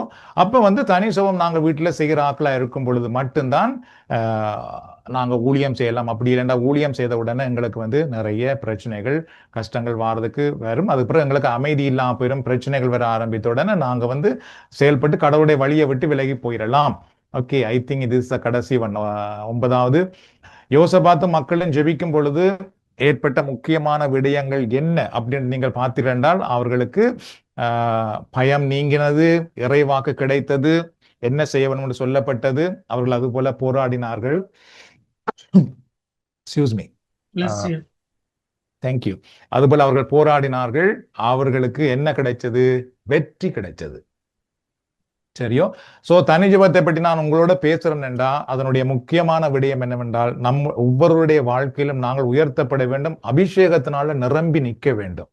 அதுதான் எங்களுடைய குடும்பத்துக்கும் ஆசீர்வாதம். இன்னும் நிறைய மக்களை ஆண்டவரிடத்துல வழி நடத்த முடியும். அதுக்கு மிக தேவையானது இந்த தனி செபம்.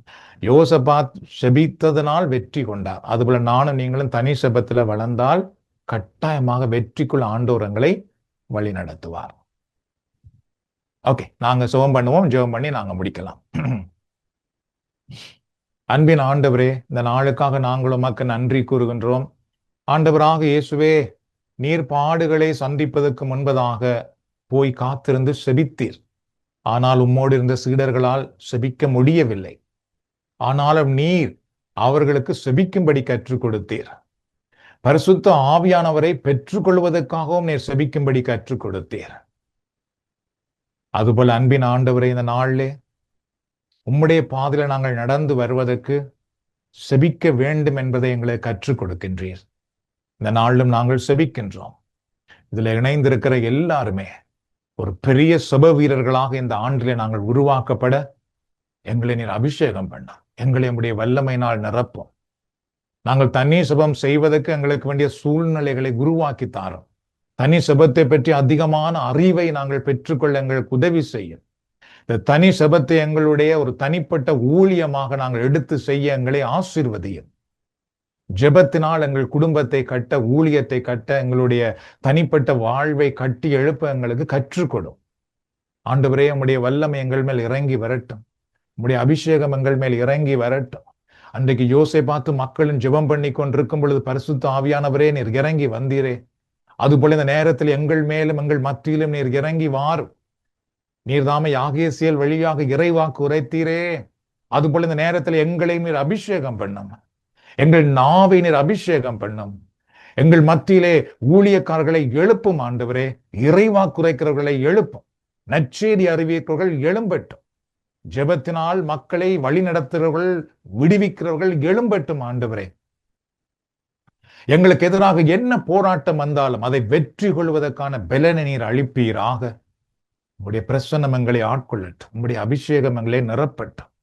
ஆண்டவரே, இந்த நாளிலும் நாங்கள் ஜெபிக்கிறோம். இந்த ஆண்டிலே சென்ற ஆண்டை விட எங்களுக்கு இன்னும் அதிகமான அபிஷேகத்தை தாரும்.